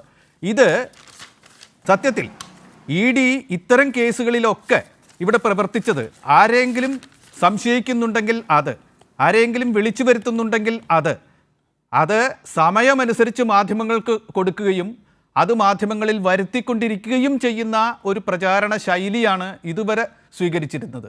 അതിൽ നിന്ന് വ്യത്യസ്തമായിട്ട് ഇങ്ങനെ ഒരു കാര്യം ചെയ്തിട്ടുണ്ടെങ്കിൽ അത് ഇത്രകാലം മറച്ചു വെച്ചത് എന്തുകൊണ്ട്? ഇപ്പോൾ അവർ പറയാതെ അറിയില്ല, അവർക്ക് മാത്രം ആക്സസ് ഉള്ള ഒരു ഭാഗത്താണ് ഇത് എന്നാണ് ഞാൻ മനസ്സിലാക്കിയത്. ശരിയാണോ എന്ന് എനിക്കറിയില്ല. അപ്പോൾ ആ തരത്തിൽ ഉണ്ടായതാണോ അതോ ഇദ്ദേഹം പറയുന്നത് പോലെ ഇനി ED പറയേണ്ടതും അല്ലെങ്കിൽ എന്നാൽ താൻ കേസ് കൊട് എന്ന ഒരു സിനിമയുടെ ശീർഷകം പോലെയാണ് ഇപ്പോൾ കാര്യങ്ങൾ എത്തി നിൽക്കുന്നത്? ED പറഞ്ഞാലും പറഞ്ഞില്ലെങ്കിലും മുഖ്യമന്ത്രി പിണറായി വിജയൻ കോടതിയിലേക്ക് പോകണം മനോരമയ്ക്കെതിരെ. ആ വാദത്തോട് എങ്ങനെ പ്രതികരിക്കുന്നു അനിൽകുമാർ? ഒന്ന്, ഇത്തരം വാറോലകളുമായിട്ട് ആരെങ്കിലും എഴുതിയ ഉടനെ കോടതിയിൽ പോകാൻ സൗകര്യപ്പെടുകയില്ല. കാരണം എന്താണെന്ന് വെച്ചാൽ ഇവരൊക്കെ എല്ലാ ദിവസവും എഴുതുന്ന നുണയ്ക്കെതിരെ കോടതിയുടെ വരാന്ത പോയി നിൽക്കാനാണോ? വേറെ പണിയൊന്നുമില്ലേ? അതുകൊണ്ട് തുറന്ന് എതിർക്കാൻ തന്നെയാണ് ഭാവം. തുറന്ന് എഴുതുകയാണ്, തുറന്ന് കാട്ടുകയാണ്. നാട്ടുകാർ ഇവരെയൊക്കെ മനസ്സിലാക്കട്ടെ. അത് ഏത് മാധ്യമങ്ങളും ആ മാധ്യമങ്ങളെ തുറന്ന് എതിർക്കുക തന്നെയാണ്. നാട്ടിലെ ജനങ്ങളോട് സംസാരിക്കുകയാണ്. കോടതിയിലൊന്നും പോകാൻ ഉദ്ദേശിക്കുന്നില്ല. കാരണം ഇവരിതേ ചെയ്യുള്ളൂ. ഈ മാധ്യമങ്ങൾക്ക് ഒരു നാണവുമില്ല, ഒരു തരത്തിലും സ്വീകാര്യമല്ല. ഇപ്പം ഇവിടെ തന്നെ കേരളത്തിൽ ബ്രേക്ക് ചെയ്ത് പോറ്റിയാണല്ലോ. നിങ്ങൾ ശബരിമലയുടെ കാര്യം പറയുമ്പോൾ ബ്രേക്ക് ചെയ്ത് പോറ്റിയെ കൊണ്ടാണ് രാജീവ് ചന്ദ്രശേഖരൻ്റെ ചാനൽ. അതുടനെ ഏറ്റെടുത്തു സതീശൻ. പിന്നെ ബ്രേക്ക് ചെയ്ത് മറ്റേ സ്മാർട്ട് ക്രിയേഷൻസിനെ കൊണ്ടാണ് ഏഷ്യാനെറ്റ്. അതുടനെ സതീശൻ ഏറ്റെടുത്തു. ഇതെല്ലാം കൂട്ടുകച്ചവടമല്ലേ? പിന്നെ ഞങ്ങൾ കേസുമായിട്ട് നടക്കണോ? സൗകര്യപ്പെടില്ല. രാഷ്ട്രീയ പ്രവർത്തകരാകുമ്പോൾ, കമ്മ്യൂണിസ്റ്റുകാരാകുമ്പോൾ 70 രൂപയ്ക്ക് പഴികെട്ട ഓമനക്കുട്ടം മുതൽ ഞങ്ങളുടെ എല്ലാ നേതാക്കന്മാരും ഇതെല്ലാം കേട്ട് വളർന്നവരാ. കോടിയേരി ബാലകൃഷ്ണൻ പറഞ്ഞിട്ടുണ്ട്, ഞങ്ങളിതൊക്കെ താങ്ങും, നിങ്ങളും താങ്ങൂല. ഞങ്ങൾ താങ്ങും, നിങ്ങൾ താങ്ങൂല. അതാണ് ഞങ്ങളുടെ സമീപനം. ഞങ്ങളുടെ കരുത്തെന്ന് പറയുന്നത് മുഖ്യമന്ത്രി ഇന്ന് പറഞ്ഞതാണ്. ജീവിതത്തിൽ പാലിച്ചിട്ടുള്ള വിശുദ്ധി, ഒരു തെറ്റിനും കൂട്ടു നിൽക്കത്തില്ല. തെറ്റുകൾ ചെയ്താൽ പാർട്ടിയിൽ ഏറ്റു പറയും, ജനങ്ങളുടെ മുമ്പാകെ ഏറ്റു പറയും, പാർട്ടി അത് ജനങ്ങളുടെ മുമ്പാകെ ഏറ്റു പറയിക്കും. ഇതാണ് കമ്മ്യൂണിസ്റ്റ് പാർട്ടി. ഈ ബോധ്യം ഞങ്ങൾക്കുള്ളത് കൊണ്ടാണ്. എന്തൊരു പച്ച ഗതികേടാണ് മനോരമയ്ക്കാണെങ്കിലും കോൺഗ്രസിനാണെങ്കിലും BJPക്കാണെങ്കിലും. 98-ൽ ബഹുമാനപ്പെട്ട സഖാവ് പിണറായി വിജയൻ മന്ത്രിസ്ഥാനം മാറിയെന്നാണ് എൻ്റെ ധാരണ. 2 കൊല്ലം ഇലക്ട്രിസിറ്റി മന്ത്രിയായിട്ടിരുന്നുള്ളൂ, 2.5 കൊല്ലം. 98-ൽ ആ മന്ത്രിസ്ഥാനം മാറുമ്പോൾ ഈ പറയുന്ന പയ്യൻ എവിടെയാണ്? 10ാം ക്ലാസ്സിലാണോ +2-ലാണോ പഠിക്കുന്നത്? അദ്ദേഹത്തിൻ്റെ പ്രായം വെച്ച് നോക്കിയേ, മുഖ്യമന്ത്രിയുടെ മകൻ. അപ്പം ലാവലിൻ കമ്പനി ഏത് കമ്പനി മന്ത്രിയായിരുന്ന 96-98 കാലത്ത് ബർമിംഗ്ഹാമിൽ പഠിക്കാനുള്ള പൈസ ലാവലിൻ കമ്പനി അടിച്ചു കൊടുത്തു എന്നൊരു വിഡ്ഢിപ്പത്രം അല്ലെ ഒരു വിഡ്ഢി ചാനൽ എന്തെങ്കിലും പറഞ്ഞാൽ ഉടനെ ഇതിന് കേസുമായിട്ട് പോകാൻ തലയ്ക്ക് വെള്ളുകൊള്ളുവരാരെങ്കിലും തയ്യാറാകുമോ? വേണു ആദ്യം മനസ്സിലാക്കണം എന്നെ ഈ പറഞ്ഞിരിക്കുന്നതെന്ന്. ലാവലിൻ കമ്പനി ബർമിംഗ്ഹാം യൂണിവേഴ്സിറ്റിയിൽ ഏത് കൊല്ലത്തെ 2005-ലോ 2006-ലോ അല്ലെ കുറച്ചുകൂടി കഴിഞ്ഞോ ആ പയ്യൻ പഠിച്ച കാലത്തെ ഫീസ് അടച്ചു എന്നുള്ള കള്ളം. ഈ കള്ളം പുതിയ കള്ളം അല്ല കേട്ടോ. ക്രൈം നന്ദകുമാർ എന്ന് പറഞ്ഞ വീരൻ ഇത് EDക്ക് കൊടുത്തൊരു പരാതിയാണ്. അതാദ്യം മനസ്സിലാക്കണം. പരാതി കിട്ടിയ പാടെ അവിടെ കുറേ മണ്ടന്മാരിരിപ്പുണ്ടല്ലോ, എന്നാൽ മുഖ്യമന്ത്രിക്കെതിരെ താങ്ങിയേക്കാം എന്ന് എഴുതി ഉണ്ടാക്കി കാണും. പക്ഷേ അയക്കാൻ ധൈര്യം ഉണ്ടായില്ല. അതിന് കാരണം എന്താണ്? അപ്പം അറിയാവുന്ന ആരെങ്കിലും പറഞ്ഞു കൊടുത്ത് കാണും അത് CBI അന്വേഷിച്ച കേസാണ്. അത് മൻമോഹൻ സിംഗിൻ്റെ കാലത്ത് ഈ ആൻ്റണിയൊക്കെ അവിടെ മന്ത്രിയായിരുന്ന കാലത്ത് CBI അന്വേഷിച്ച കേസാണ്. കോൺഗ്രസ്സുകാരെ തട്ടിട്ട് തുള്ളിയിട്ട് പിണറായി വിജയനെ തൊടാൻ പറ്റിയിട്ടില്ല. അവിടെ കോൺഗ്രസ്സുകാർ കടിച്ചിട്ട് പല്ലു പോയ കേസാണ് ലാവലിൻ. ഇത് നമ്മൾ പിടിച്ചിട്ട് കാര്യമില്ല എന്ന് പറഞ്ഞു കൊടുത്ത് കാണും ഇവരുള്ളവർ. അപ്പോൾ അറ്റത്ത് ഏതെങ്കിലും ചവിറ്റുകൊട്ട വല്ലതും കണ്ടേക്കും. ഉണ്ടോ എന്ന് എനിക്കറിയില്ല. പക്ഷേ ഉണ്ടെങ്കിൽ അതിൻ്റെ അറ്റത്ത് ആരാ കൈപ്പടയിൽ എഴുതിയത്? സേനാപതി വേണു? മജിസ്ട്രേറ്റ് കോടതിയാണോ ED? മജിസ്ട്രേറ്റ് കോടതി കൈകൊണ്ട് എഴുതുന്നവരാണോ ED? കൈകൊണ്ട് എഴുതിയവൻ പറയണം ആരുടെ കൈപ്പടയാന്ന്. ഇല്ല EDയുടെ ഉദ്യോഗസ്ഥൻ പറയട്ടെ കൈപ്പടയാന്ന്. ഞങ്ങൾ കേസുമായിട്ട് നടക്കണോ? നിങ്ങൾ കുറേ ആളുകൾ ഞങ്ങൾക്കെതിരെ തെമ്പാടിത്തരം പറയും, ഞങ്ങളെ എന്തും അവമാനിക്കാം, ആക്രമിക്കാം, എന്നിട്ടോ ഞങ്ങൾ കേസുമായിട്ട് പൊക്കോണം. സൗകര്യപ്പെടുകയില്ല. അതുകൊണ്ട് ഒരു കേസുമില്ല, പറഞ്ഞു തീർക്കുകയാണ്. പൊതുജന മധ്യത്തിൽ പറഞ്ഞു തീർക്കാൻ തീരുമാനിച്ചിരിക്കുക. കോൺഗ്രസും BJPയും എല്ലാം കൂടിച്ചേർന്ന്. പിന്നെ സ്വർണ്ണം കടത്തൽ കേസിന് പോയിട്ടാണ് ഞങ്ങൾ ജയിച്ചത്. ഖുറാൻ്റെ മറവിൽ സ്വർണ്ണം കടത്തി പറഞ്ഞത് KM ഷാജി. ഖുറാൻ്റെ മറവിൽ സ്വർണ്ണം കടത്തി. ആ ഷാജി ഇന്ന് പറയുകയാണ് മുഖ്യമന്ത്രിയുടെ കുടുംബത്തെക്കുറിച്ച്. തിരുട്ടു ഫാമിലി. തിരുട്ടു ഫാമിലി ആരുടെ ഫാമിലിയാണ്? സോണിയാഗാന്ധി, രാഹുൽ ഗാന്ധി, റോബർട്ട് വധേര വേണോ? ആ കൂടെ കുറേ പിള്ളേരൊക്കെ ഇല്ലേ? എത്ര കോടിയാണ് അവരുടെ സ്വത്ത്? തിരുട്ടു ഫാമിലി. ഇത് പറയാത്തതിന് കാരണം എന്താണെന്നറിയോ? ഞങ്ങൾക്ക് നല്ല രാഷ്ട്രീയമുണ്ട്, ഇന്ത്യൻ രാഷ്ട്രീയത്തെക്കുറിച്ച്. അതിൽ ഈ നാഷണൽ ഹെറാൾഡ് വിഴുങ്ങിയ കാര്യമൊക്കെ ഞങ്ങൾക്ക് നല്ല വെളിവുണ്ട്. പക്ഷേ അത് ക്രിമിനൽ കേസ് ആക്കണമെന്നുള്ള കാര്യത്തിൽ തർക്കമുണ്ട്. ഗാന്ധി കുടുംബം കോൺഗ്രസിനെ വിഴുങ്ങി, പിന്നെ നാഷണൽ ഹെറാൾഡ് മാത്രം എന്തിനാണ് ബാക്കി വെക്കുന്നത്? കോൺഗ്രസിനെ മൊത്തം വിഴുങ്ങിയവർ നാഷണൽ ഹെറാൾഡിനെ മാറ്റി വെക്കണോ? പ്രിയങ്ക ഗാന്ധിയുടെ 2 പിള്ളേരെ കൊണ്ടുവന്ന് വയനാട്ടിൽ കൈ പൊക്കിക്കുന്നുണ്ട്. ഇനി ആ പിള്ളേരെ കൂടെ ചുമക്കണോ കേരളം? അപ്പം ഇത് കോൺഗ്രസിനെ മൊത്തം അവർ വിഴുങ്ങി, പിന്നെ നാഷണൽ ഹെറാൾഡ് മാത്രം വിഴുങ്ങാതിരിക്കുന്ന കാര്യം എന്താ? അത് രാഷ്ട്രീയം, അത് അവരുടെ പരിപാടി. ഞങ്ങൾ അതിന് പിടിക്കുന്നില്ല. പക്ഷേ ഞങ്ങളുടെ മര്യാദയ്ക്ക് പ്രവർത്തിക്കുന്ന ഞങ്ങളെ ആക്രമിച്ചാലോ? ഈ ഇലക്ട്രൽ ബോണ്ട് വാങ്ങിക്കാത്ത CPMനെ കുറിച്ചാണ് ഈ കള്ളെല്ലാം പ്രതിയുന്നത്. എന്നിട്ട് കരുവന്നൂരിൽ CPMനെ പ്രതിയാക്കിയിരിക്കുന്നു BJP. ഉടനെ കോൺഗ്രസ്സുകാരൻ അനിൽ അക്കര EDക്ക് പാട്ടത്തിന് കൊടുത്തിട്ടുണ്ടല്ലോ നിങ്ങളുടെ നേതാവ്. എന്തെല്ലാം പറഞ്ഞു കിടക്കണത്? അതുകൊണ്ട് പറയാൻ ആഗ്രഹിക്കുന്ന കാര്യം തുറന്ന് ഏറ്റുമുട്ടലാണ്. മുഖ്യമന്ത്രി പറഞ്ഞിരിക്കുന്നത് എന്താണെന്നറിയോ? അടുത്ത തെരഞ്ഞെടുപ്പ് വരെ ഈ പരിപാടി മനോരമ നടത്തും. ഇവിടുത്തെ ചാനലുകൾ നേരത്തെ കൈപൊക്കുന്ന കണ്ടല്ലോ. തുറന്ന് ഏറ്റുമുട്ടലാണ്. കോടതിയിലൊന്നും വേണ്ട, നേറ്റുമുട്ടുകയാണ്. താങ്കൾ എന്തോ പറയാൻ വന്നല്ലോ. അതെ, ഈ വിഷയത്തിൽ ഒരു രസകരമായ ഒരു ഡെവലപ്മെൻ്റ് ഉണ്ട്. ആ ഡെവലപ്മെൻറ്റ് ഈ ഡിബേറ്റിൻ്റെ ഉള്ളിൽ തന്നെ വന്നതാണ്. സേനാപതി വേണു പറഞ്ഞൊരു സ്റ്റേറ്റ്മെൻറ്റ് ശ്രദ്ധിച്ചു നോക്കുക. അദ്ദേഹം എൻ്റെ സുഹൃത്താണ്. ഡിബേറ്റിൽ നമ്മൾ വളരെ ജനാധിപത്യപരമായി ചർച്ച ചെയ്യുന്ന ആൾക്കാരാണ്. വഴക്കുണ്ടാക്കാറില്ല, എന്നാൽ പിന്നീട് സംസാരിക്കുന്ന ആളാണ്. അപ്പം അദ്ദേഹത്തിൻ്റെ പോയിൻ്റ് നോക്കൂ. അദ്ദേഹം പറഞ്ഞത് VD സതീശനോട് മാധ്യമപ്രവർത്തകർ ചോദിച്ചപ്പം VD സതീശൻ പറഞ്ഞത് ഇതുമായി ബന്ധപ്പെട്ട വിഷയങ്ങളിൽ സമൻസ് കിട്ടിയോ ഇല്ലയോ എന്ന് പറയേണ്ടത് പിണറായി വിജയനാണ്, അല്ലെങ്കിൽ പിണറായി വിജയൻ്റെ മകനാണ്. അല്ലെങ്കിൽ അതിന് പറഞ്ഞിട്ടില്ല എങ്കിൽ പിണറായി വിജയൻ്റെ മകന് സമൻസ് അയച്ച ED-യാണ്.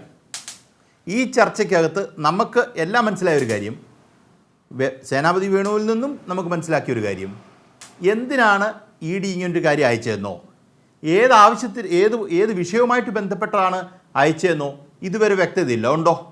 നമുക്ക് വ്യക്തതയില്ല. അങ്ങനിരിക്കെ അനിലക്കര ഇന്ന് പറഞ്ഞിരിക്കുകയാണ് പിണറായി വിജയൻ്റെ മകനെ ചോദ്യം ചെയ്യണം. എന്തടിസ്ഥാനത്തിലാണ് അനിലക്കര ഇത് പറയുന്നത്? ഏത് കേസുമായി ബന്ധപ്പെട്ടാണെന്നാണ് പറയുന്നത്? ഇവിടെയാണ് രാഷ്ട്രീയം കിടക്കുന്നത്. അത് വെൽ പ്ലാൻഡ് ആണ് ഈ കാര്യം. അനിലക്കര ഞാൻ പറഞ്ഞില്ലേ, ഞാൻ മിനിഞ്ഞാന്നേ അറിഞ്ഞു എന്നുള്ള രീതിയിലുള്ള പ്രതികരണമാണ് നടത്തിയിരിക്കുന്നത്. വി.ഡി. സതീശൻ എന്ന് പറയുന്ന പ്രതിപക്ഷ നേതാവിന് ഈ പറയുന്ന ഒരു കേസില്ല. എന്നുവെച്ചാൽ അങ്ങനൊരു കേസ് പിണറായി വിജയനെതിരെ വി.ഡി. സതീശൻ വെക്കുന്നില്ല. അദ്ദേഹത്തിന് അങ്ങനൊരു കേസില്ല. അതേ സ്ഥാനത്ത് അനിലക്കര അതിന് മുമ്പ് തന്നെ കയറി പൊട്ടിച്ചിരിക്കുകയാണ്. ഈ വിവേകിനെ ചോദ്യം ചെയ്യണം. വിവേകിനെ എന്തിന് ചോദ്യം ചെയ്യണം? ഏത് കാര്യത്തിന് ചോദ്യം ചെയ്യണം? ഏത് വിഷയത്തിലാണ് സമൻസ് അയച്ചത്? ഇതിനെക്കുറിച്ച് എന്തെങ്കിലും വ്യക്തതയുണ്ടോ? ആ വ്യക്തതയില്ലാത്ത വിഷയത്തിൽ ഇപ്പോൾ ഇവിടെ വന്നിരിക്കുന്ന സേനാപതി വേണുവിന് പോലും ഇത്രയും ദിവസം കഴിഞ്ഞ് മുഖ്യമന്ത്രി പ്രതികരണം നടത്തിയ ശേഷവും എന്ത് വിഷയമാണെന്ന് വ്യക്തതയില്ലാത്ത കോൺഗ്രസ് വക്താക്കളും കോൺഗ്രസ് നേതൃത്വത്തിനും ഇടയ്ക്ക് നിൽക്കുന്ന ഇദ്ദേഹം മാത്രം പറയുന്നു വിവേകിനെ ചോദ്യം ചെയ്യണം. അവിടെയാണ് അതിൻ്റെ ഗൂഢാലോചന. സിമ്പിൾ. അഡ്വക്കേറ്റ് വേണു, ഇതാണൊരു പ്രശ്നം. ഇത്തരത്തിൽ വരുന്ന എല്ലാത്തിനും രാഷ്ട്രീയ നേതാക്കൾ കോടതി വരാന്തകളിലേക്ക് പോകാറില്ല. പിണറായി വിജയൻ തന്നെ അത്തരത്തിലൊന്നും ചെയ്തിട്ടില്ല. അദ്ദേഹത്തിൻ്റെ ഭാര്യ കമല ടീച്ചറുടെ പേരിൽ കമല ഇൻ്റർനാഷണൽ എന്നൊരു സ്ഥാപനം സിംഗപ്പൂരുണ്ട് എന്നിവിടെ വലിയ വിവാദ കോലാഹലമായി വന്നു. അതെങ്ങനെയാണ് അവസാനിച്ചതെന്ന് നമുക്കറിയാം. അദ്ദേഹം കോടതിയിൽ പോയി, കോടതിയിൽ നിന്ന് നിങ്ങൾക്ക് അങ്ങനെ ഒരു സ്ഥാപനമില്ല എന്ന് പറഞ്ഞുകൊണ്ടല്ല, അല്ലെങ്കിൽ അവർ പോയിട്ട് ടീച്ചർ പോയിട്ട് അങ്ങനെ പറഞ്ഞുകൊണ്ടല്ല. അതുപോലെ പിണറായി വിജയന് കൊട്ടാര സദൃശ്യമായൊരു വീട് അദ്ദേഹത്തിൻ്റെ ജന്മസ്ഥലത്തുണ്ട് എന്നൊരു വാർത്ത ഇവിടെ പ്രചരിക്കുകയും വലിയ ആഘോഷമായിട്ട് സാമൂഹ്യ മാധ്യമങ്ങളിലൊക്കെ കൊണ്ടാടപ്പെടുകയും ചെയ്തു. അതും ഇത്തരത്തിലല്ല അത് കെട്ടടങ്ങിയത്. പിന്നെ എന്താണ് അടുത്ത കാലത്ത് കണ്ടിട്ടുള്ള മാസപ്പടി എന്ന മാധ്യമങ്ങൾ ചിലർ ഓമന പേരിട്ട് കൊണ്ടുവന്ന വിവാദവും അതെങ്ങനെ പോയി, എവിടെയാണ് അവസാനിച്ചത്, താങ്കളുടെ ഏത് നേതാവിനാണ് അതിൽ തിരിച്ചടി കിട്ടിയത് എന്നൊക്കെ അറിയാം. ആരാണ് കോടതിയിൽ പോയത്, ആരാണ് തിരിച്ചടി മേടിച്ചത് എന്നൊക്കെ. അത്തരത്തിലൊക്കെ ഇരിക്കെ ഇതിൽ അങ്ങനെ ഒരു വാദമാണോ കോൺഗ്രസ്സിന് ഉയർത്താനുള്ളത്? അദ്ദേഹം ഇന്ന് പറഞ്ഞതിൽ എന്തൊക്കെയുണ്ട്? ഒരു രാഷ്ട്രീയ വിവാദങ്ങൾ എങ്ങനെ മുന്നോട്ട് പോകണം എന്ന് നിർദ്ദേശിക്കുന്ന ഒരു വശം വരെ ഉള്ള ഒരു കാര്യമാണത്. ഇന്ന് അദ്ദേഹത്തിന്, നാളെ കോൺഗ്രസിൻ്റെ ഒരു നേതാവിന്, മറ്റന്നാൾ BJPയുടെ ഒരു നേതാവിന് ഒക്കെ ഇത്തരത്തിൽ സമൂഹത്തിൽ നിന്ന് ആക്രമണങ്ങൾ നേരിടേണ്ട ജീവിതാവസ്ഥ വരും. അതിനൊക്കെ ബാധകമായ ഒന്നാണ് അദ്ദേഹം ഇന്ന് പറഞ്ഞു വെച്ച ഒരു വാർത്താ സമ്മേളനം. വേണുവെക്കില്ലേ? ഒന്ന് ഇവിടെ എൻ്റെ സ്നേഹിതൻ ശ്രീ ലാൽകുമാർ പറഞ്ഞത് അനിലക്കരയുടെ ആവശ്യത്തെ അദ്ദേഹം വല്ലാതെ എതിർക്കാം. ഇവിടെ ഞാൻ ചോദിക്കുന്നത്, കോടതി അല്ലെങ്കിൽ ഒരു ജുഡീഷ്യൽ അതോറിറ്റി ഒരാൾക്ക് സമൻസ് അയക്കുന്നത്, ശരി നിങ്ങളെ ഒന്ന് കണ്ടേക്കാം രാവിലെ മുഖസ്തുതി പറയാനല്ലല്ലോ. Either he's an accused or he's a witness. ഇനി അതല്ല എങ്കിൽ ഏതെങ്കിലും ഒരു മെറ്റീരിയൽസ് ഇതുമായിട്ട് ബന്ധപ്പെട്ട് പ്രൊസസ് ചെയ്യുന്ന ഒരാൾ അത് കോടതിയിൽ ഹാജരാക്കാൻ, ഇങ്ങനെ ഏതെങ്കിലും ഒരു കാര്യത്തിനാകണമല്ലോ ഒരു ജുഡീഷ്യൽ അതോറിറ്റി ഒരാൾക്ക് സമൻസ് അയക്കേണ്ടത്. അപ്പോൾ സ്വാഭാവികമായിട്ടും സമൻസ് അയച്ചിരിക്കുന്നത് എന്ത് കാരണത്താലാണ് എന്നുള്ളത് അത് പബ്ലിക് ഡൊമിനിയനിൽ വരണമല്ലോ. ഇനി ഇയാൾ പ്രതിയായിട്ടല്ല, ഇയാൾ വാദിയായിട്ട് അല്ല, എന്താ പറഞ്ഞ ഒരു കേസിലെ സാക്ഷിയായിട്ടാണ്, അതല്ല എങ്കിൽ ഒരു കേസുമായിട്ട് ബന്ധപ്പെട്ട ഏതെങ്കിലും രേഖകളോ തെളിവുകളോ ഇദ്ദേഹത്തിൻ്റെ കയ്യിലുണ്ട്, അതൊരു പ്രോസിക്യൂഷനെ സഹായകരമായ രീതിയിൽ അപ്പോൾ ചോദ്യം ചെയ്യുക എന്നുള്ളത് നമ്മുടെ എന്താ പറഞ്ഞ ഇവിടുത്തെ പോലീസ് സ്റ്റേഷനിൽ ഞങ്ങളുടെ യൂത്ത് കോൺഗ്രസിന്റെ മണ്ഡലം പ്രസിഡന്റിനെ കുരിച്ചു നിർത്തി ഇടിച്ച് ആളുകളോട് ചോദിക്കുന്ന അതല്ലോ ചോദ്യം ചെയ്യൽ എന്ന് പറയുന്നത്. അപ്പൊ ചോദ്യം ചെയ്യണം എന്ന് പറഞ്ഞു കഴിഞ്ഞാൽ അതിന്റെ അർത്ഥം അവനെ എന്താ പറഞ്ഞ ഷർട്ടും മുണ്ട് ഊരി അല്ലെ ഷർട്ടും പാൻറ് ഊരിയിട്ട് നിർത്തി ചോദ്യം ചെയ്യുന്നതല്ലോ. ഈ കേസിൽ എന്തുകൊണ്ട് ED സമൻസ് അയച്ചിരിക്കുന്നു, ആ കാര്യം അത് കേരളത്തിന്റെ മുഖ്യമന്ത്രിയുടെ മകനാണ് അയച്ചിരിക്കുന്നത്. ശ്രീ പിണറായി വിജയന്റെ മകന് എതിരെ അയച്ചിരിക്കുന്നതല്ല, കേരളത്തിന്റെ മുഖ്യമന്ത്രിക്കെതിരെ അയച്ചിരിക്കുന്നതാണ്. ചന്ദ്രശേഖർ ഈ പറഞ്ഞതിന്റെ ഇടയ്ക്ക് ഒരു ദുരാരോപണം പറഞ്ഞു, ആരുടെ നേതാവ് പരാതിയുമായിട്ട് പോയതാ. ഇന്നത്തെ ഒരു വാർത്തയുണ്ട്, ശ്രീ ചന്ദ്രശേഖർ SFIയോടെ അന്വേഷണം നിർത്തിവെക്കണമെന്ന് ആവശ്യപ്പെട്ടുകൊണ്ട് മുംബൈ അനിൽകുമാർ പറഞ്ഞ തിരുട്ട് ഫാമിലിയിലെ ഒരു പെൺകുട്ടി കൊടുത്ത കേസ് ബാംഗ്ലൂർ ഹൈക്കോടതി അംഗീകരിച്ചില്ല, അത് തള്ളി, അന്വേഷണം നടക്കട്ടെ എന്നുള്ളതാണ്. ഒന്നുമില്ലെങ്കിൽ ബാംഗ്ലൂർ ഹൈക്കോടതി അങ്ങനെ ഒരു കാര്യത്തിലേക്ക് പോകേണ്ടതില്ലല്ലോ. പിന്നെ അനിൽകുമാർ പറഞ്ഞ ഒരു കാര്യം, തിരുട്ട് ഫാമിലി ഡൽഹിയിലാണ്. അനിൽകുമാർ, ഇപ്പം നമ്മുടെ ഒരു വിഷയം അതല്ലാത്തത് കൊണ്ടും ഞാൻ അങ്ങനെ അങ്ങ് പറഞ്ഞ ഒരു കാര്യത്തിലേക്ക് പോകാനായിട്ട് ഞാൻ ആഗ്രഹിക്കുന്നില്ലാത്തതുകൊണ്ട് ഞാൻ ആ കാര്യത്തിലേക്ക് ഒന്നും പറയുന്നില്ല. നിങ്ങളുടെ ആർജവും ഇച്ഛാശക്തിയും ഒക്കെ നിൽക്കട്ടെ, അത് ഊരിപ്പിടിച്ച വാളുകൾക്കിടയിലൂടെ നടന്ന് നമ്മൾ കണ്ടതാണ്. പക്ഷേ കടപ്പുറത്തുനിന്ന് നയമ്പുമായിട്ട് മത്സ്യത്തൊഴിലാളികൾ വന്നപ്പോൾ ഓടിയതും ആർജവും നമ്മൾ കണ്ടതാണ്. അതൊക്കെ നമുക്ക് വിശദമായിട്ട് ചർച്ച ചെയ്യാം. നമ്മുടെ ഇപ്പോഴത്തെ വിഷയം എന്ന് പറയുന്നത് EDയുടെ സമൻസ് ഉണ്ടോ? സമൻസ് ഉണ്ട്. ആ സമൻസ് എന്തുകൊണ്ട് ED കൊടുത്തു? അത് കേരളത്തിന്റെ പൊതുസമൂഹത്തിന് അറിയാൻ ഇനി വേണ്ട, അറിയത്തില്ല എന്ന കാര്യമാണ് എങ്കിൽ നമുക്കത് മൂടി വെക്കാം. ഇനി നിങ്ങൾ നിയമപരമായ വഴി തേടില്ല, ഞങ്ങൾ ഇനി കയ്യൂക്കിന്റെ ബലത്തിലാണ്. നിങ്ങൾ ഉമ്മൻചാണ്ടിയെ പോലൊരു നേതാവിനെ, അദ്ദേഹം മരിച്ചതിന് ശേഷവും നിങ്ങൾ ശ്രീ അനിൽകുമാർ അദ്ദേഹത്തിനെതിരെ നിങ്ങൾ പറഞ്ഞിരിക്കുന്ന ആ ഭർസനങ്ങളൊക്കെ ഇപ്പോഴും കേരളത്തിന്റെ പൊതുസമൂഹത്തിൽ നിൽക്കുകയില്ലേ? നിങ്ങൾ പറഞ്ഞു, നിങ്ങൾ വിമർശിക്കാത്ത, നിങ്ങൾ അപമാനിക്കാത്ത ഏത് കോൺഗ്രസ് നേതാക്കളാണ് ഉള്ളത്? നിങ്ങൾ സോണിയാഗാന്ധിയെ കുറിച്ച് ഇപ്പം തിരുട്ട് ഫാമിലി എന്ന് പറയുന്നു, അല്ലെ രാഹുൽ ഗാന്ധിയെ കുറിച്ച് നിങ്ങൾ ആക്ഷേപം ഉന്നയിക്കുന്നു, പ്രിയങ്ക ഗാന്ധിയെ കുറിച്ച് നിങ്ങൾ, ഇനി അവരുടെ മക്കളെ കുറിച്ച് നിങ്ങൾ ആക്ഷേപം ഉന്നയിക്കുന്നു. അതൊക്കെ നിങ്ങൾക്ക് കമ്മ്യൂണിസ്റ്റുകാർക്ക് അതൊക്കെ ചെയ്യാം. ഞങ്ങളിപ്പോൾ ഈ ചർച്ചയിൽ ചോദിക്കുന്ന ഒരു ചോദ്യം, ആ ഒറ്റ ചോദ്യമേ ഉള്ളൂ. EDയുടെ സമൻസ് ശ്രീ പിണറായി വിജയന്റെ മകന് കിട്ടിയിട്ടില്ല. പിണറായി വിജയൻ പറഞ്ഞു മാറ്റർ ഈസ് ക്ലിയർ. പക്ഷേ EDയുടെ വെബ്സൈറ്റിൽ സമൻസ് നിൽക്കുന്നു. ED തമാശയ്ക്കുന്ന പിണറായി വിജയന്റെ മകനെ ഒന്ന് കണ്ടു കളഞ്ഞേക്കാം, ഇയാൾ എവിടെയുണ്ട് അറിയാൻ വേണ്ടി അല്ലല്ലോ ED ഏതായാലും ഒരു സമൻസ് കൊടുക്കുന്നത്. ED എന്തെങ്കിലും ഒരു സമൻസ് കൊടുത്തിട്ടുണ്ടെങ്കിൽ ആ കേസിന്റെ പിന്നിൽ എന്തെങ്കിലും ചരിത്രം. ഇവിടെ ഇരിക്കുന്ന പാനലിസ്റ്റുകൾ രണ്ടുപേരും പ്രഗത്ഭരായ അഭിഭാഷകരാണ്. ED ഏതായാലും ചുമ്മാതെ ഒരു കേസുമായിട്ട് ബന്ധപ്പെട്ട് വഴിയെ പോകുന്ന ഒരാൾക്കും സമൻസ് അയക്കേണ്ടതില്ലല്ലോ. അപ്പൊ ആ കേസുമായിട്ട് എന്തെങ്കിലും മെറ്റീരിയൽ ഇൻഫോർമേഷൻ നൽകാൻ പ്രാപ്തനായ, പിന്നെ SNC ലാവലിനുമായിട്ട് ബന്ധപ്പെട്ട് ശ്രീ അനിൽകുമാർ, SNC ലാവലിന്റെ ചരിത്രം അത് അങ്ങേക്ക് ഒരുപക്ഷെ അങ്ങ് അത് ബോധപൂർവം മറന്നായിരിക്കും. 374.5 കോടി രൂപയ്ക്ക്, അതായത് 100 കോടി രൂപയ്ക്ക് പൂർത്തീകരിക്കാൻ കഴിയുമെന്ന് സഖാവി ബാലാനന്ദനും അദ്ദേഹത്തോടൊപ്പമുള്ള 26 ആളുകളും റിപ്പോർട്ട് ചെയ്ത ഒരു കാര്യം, മലബാർ ക്യാൻസർ സെന്ററിന് 100 കോടി രൂപ ലഭിക്കും എന്ന് പറഞ്ഞുകൊണ്ട് അന്ന് വെച്ച കരാറ്, ആ കരാറിൽ അഴിമതി നടന്നിരിക്കുന്നു എന്നുള്ളത് വളരെ സ്പെസിഫിക് ആയ ഒരു കാര്യമാണ്. ആ കേസിൽ ശ്രീ പിണറായി വിജയനെ കോടതി കുറ്റവിമുക്തനാക്കി. ആ കുറ്റവിമുക്തനാക്കിയതിനെതിരെ 3 പേര് ഞങ്ങളെ കൂടെ കുറ്റവിമുക്തനാക്കണമെന്ന് പറഞ്ഞാണ് സുപ്രീം കോടതിയിൽ പോയിരിക്കുന്നത്. CBIയുടെ കേസ് നിൽക്കുന്നു. 42 പ്രാവശ്യമായിട്ട് വാദം മാറ്റിയിട്ടില്ല. ക്ലോസ് ടെൻഡർ എന്ന് പറയുന്ന, ഇവിടെ രാഹുലിന്റെ കാര്യം, ഏതോ രാഹുൽ രാജീവ് അല്ല, ക്ലോസ് ടെൻഡറിലാണ് SNC ലാവലിന്റെ പ്രതിനിധിയായിട്ട്. CBIയുടെ സമൻസ് ഒന്നും അയാൾ കൈപ്പറ്റിയിട്ടില്ല എന്നുള്ളത് മാത്രമാണ് നിൽക്കുന്നത്. ആ കേസ് ഇപ്പോഴും നിലനിൽക്കുന്നു. അപ്പോ ആ കേസിന്റെ ഒരു കാലഘട്ടത്തിലെ ആണോ ഈ സമൻസ്? അതല്ല. ഇപ്പൊ ഇവിടെ പറഞ്ഞ റെഡ് ക്രസന്റുമായിട്ട് ബന്ധപ്പെട്ടതാണോ എന്നുള്ളത് അത് ED അല്ലേ പറയും. നമ്മളാരും ഫയൽ കണ്ടിട്ടില്ലല്ലോ. അതിൽ ഇത് തേടിയിട്ട് പോകാം. അദ്ദേഹത്തിന്റെ ചോദ്യത്തിൽ ഉറച്ചു നിൽക്കുന്നു. ED പറയണം. ഇന്ന് മുഖ്യമന്ത്രി പിണറായി വിജയൻ അദ്ദേഹത്തിനും മകനും അതിനെക്കുറിച്ച് അറിവില്ല എന്ന് പറഞ്ഞു. പക്ഷേ ED പറയണം. ED പറഞ്ഞില്ലെങ്കിലും കേരളത്തിലെ ജനങ്ങൾക്ക് അത് അറിയാനുള്ള അവകാശമുണ്ട് എന്നതിൽ അദ്ദേഹം ഉറച്ചു നിൽക്കുന്നു. ഒപ്പം ലാവ്ലിൻ കേസിൻ്റെ ഒരു പരാമർശവും അദ്ദേഹം നടത്തിയിരിക്കുന്നു. അനിൽകുമാർ,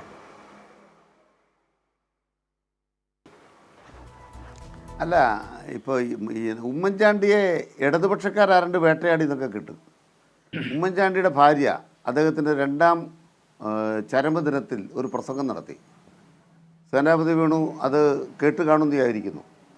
തിരുവഞ്ചൂർ രാധാകൃഷ്ണനോടാണ് ചോദ്യം, ജോപ്പനെ എന്തിനാണ് മുഖ്യമന്ത്രിയുടെ ആഫീസിൽ നിന്ന് അറസ്റ്റ് ചെയ്തത്? മുഖ്യമന്ത്രിയുടെ ആഫീസിലെ പ്രധാനപ്പെട്ട ജോലി ഇരുന്ന ജോപ്പനെ എന്തിനാണ് അറസ്റ്റ് ചെയ്തത്? ജോപ്പനെ അറസ്റ്റ് ചെയ്ത് പിണറായി വിജയനാണോ AK സെൻറ്ററിൽ നിന്ന് ആരെങ്കിലും വിട്ട് അറസ്റ്റ് ചെയ്യിച്ചാണോ? അപ്പോൾ ഉമ്മൻചാണ്ടിയുടെ ഭാര്യയുടെ ചോദ്യത്തിന് കോൺഗ്രസ് ഉത്തരം പറഞ്ഞോ? സേനാപതി വേണു ഇന്ന് ഉത്തരം പറഞ്ഞു. ഇവിടെ വെച്ച് സോളാർ കേസിനകത്ത് മുഖ്യമന്ത്രിയുടെ ആഫീസിൽ നിന്ന് ജോപ്പനെ അറസ്റ്റ് ചെയ്ത് എന്തിനാണ് തിരുവഞ്ചൂർ രാധാകൃഷ്ണൻ ഉത്തരം പറഞ്ഞോ? കോൺഗ്രസ് ഉത്തരം പറഞ്ഞോ? സേനാപതി വേണു ഇന്ന് ഉത്തരം പറഞ്ഞ ആ വിഷയം അവസാനിപ്പിച്ചേക്കാം. ആ ഉമ്മൻചാണ്ടിയുടെ കാര്യത്തിൽ ഞങ്ങൾക്ക് തെറ്റുപറ്റി കേട്ടോ, ഉമ്മൻചാണ്ടി വിശുദ്ധനായിരുന്നു എന്ന് ഞങ്ങൾ പറയണത് എന്ത് വേണം? ഉമ്മൻചാണ്ടിയുടെ ഭാര്യ പറഞ്ഞതിന് മറുപടി പറയണം. ആ മറുപടി നിങ്ങൾ പറയുകയില്ലാത്തതിന് കാരണം എന്താണ്? അത് എവിടുന്നാണെന്നും എന്താണെന്നും ഞങ്ങൾക്ക് നല്ല വെളിവുണ്ട്. അതാണ് ഞങ്ങൾ കൃത്യമായ ധാരണയിലാണ് ഞങ്ങൾ മുന്നോട്ട് പോയത്. രണ്ടാമത്തെ പ്രധാനപ്പെട്ട കാര്യം, ഇനി ഞങ്ങളാരെങ്കിലും മൊഴിപഠിപ്പിക്കാൻ നടക്കുന്നുണ്ടോ? തമ്പാനൂർ രവി, പിന്നെ ബെന്നി ബെഗനാൻ, ആരെയാണ് മൊഴിപഠിപ്പിക്കാൻ പോയത്? ഇടതുപക്ഷമാണോ മൊഴിപഠിപ്പിക്കാൻ നടന്നത്? നിങ്ങൾ എവിടേക്കിടയ്ക്ക് ഈ പുട്ടിന് പീരിയിടുന്നതുപോലെ ഉമ്മൻചാണ്ടിയും തറക്കല്ലുമായിട്ട് ഇറങ്ങിയാലേ ഇത് ഞങ്ങളെ കൊണ്ട് പറയിപ്പിക്കാനാണ് പറഞ്ഞോളാം. പക്ഷെ അത് വേണ്ട കേട്ടോ. ഇനി അത് അദ്ദേഹത്തെ വിട്, ഉമ്മൻചാണ്ടി വിട്. പിന്നെ ED എന്തുകൊണ്ട് ഏത് കേസിനാണ് നിങ്ങൾക്ക് വെളിവില്ല, കോൺഗ്രസ്സുകാർക്ക് വെളിവില്ല, സതീശന് വെളിവില്ല? വെളിവില്ലാത്തതിന് കാരണം എന്താണെന്നറിയോ? ഈ ഡൽഹിയിലെ തിരുട്ട് ഫാമിലിയുടെ കേസിനകത്ത് സമൻസ് അയച്ചപ്പോൾ ക്രൈം നമ്പറുണ്ട്, നാഷണൽ ഹെറാൾഡ് കേസിൻ്റെ ക്രൈം നമ്പറുണ്ട്. അതുകൊണ്ട് സോണിയാഗാന്ധിക്ക് തർക്കമില്ല, ഏത് കേസാണെന്ന് സംശയമില്ല. രാഹുൽ ഗാന്ധിക്ക് ഒട്ടും സംശയമില്ല. കാരണം എന്താണ്? ആ ക്രൈം നമ്പർ അതിലുണ്ട്. റോബർട്ട് വദ്രയ്ക്കും തർക്കമില്ല. കാരണം എന്താണ്? അതവിടുത്തെ ഹരിയാനയുടെ ആ ഡൽഹി ഹരിയാന ബോർഡറിലുണ്ടല്ലോ, അവിടെ തട്ടിപ്പ് നടത്തിയ കേസല്ലേ, ഭൂമി കുംഭകോണം, രാജീവ് ഗാന്ധി പ്രധാനമന്ത്രിയായിരുന്ന കാലത്തെ. കേസിൻ്റെ കാര്യത്തിൽ തർക്കമില്ലെന്ന് അവർക്ക്. കാരണം എന്താണ്? കേസ് അവർക്കറിയാം, രാഹുൽ ഗാന്ധിക്കറിയാം, പ്രിയങ്ക ഗാന്ധിക്കറിയാം, റോബർട്ട് വധേരയ്ക്കറിയാം, സോണിയാഗാന്ധിക്കും അറിയാം.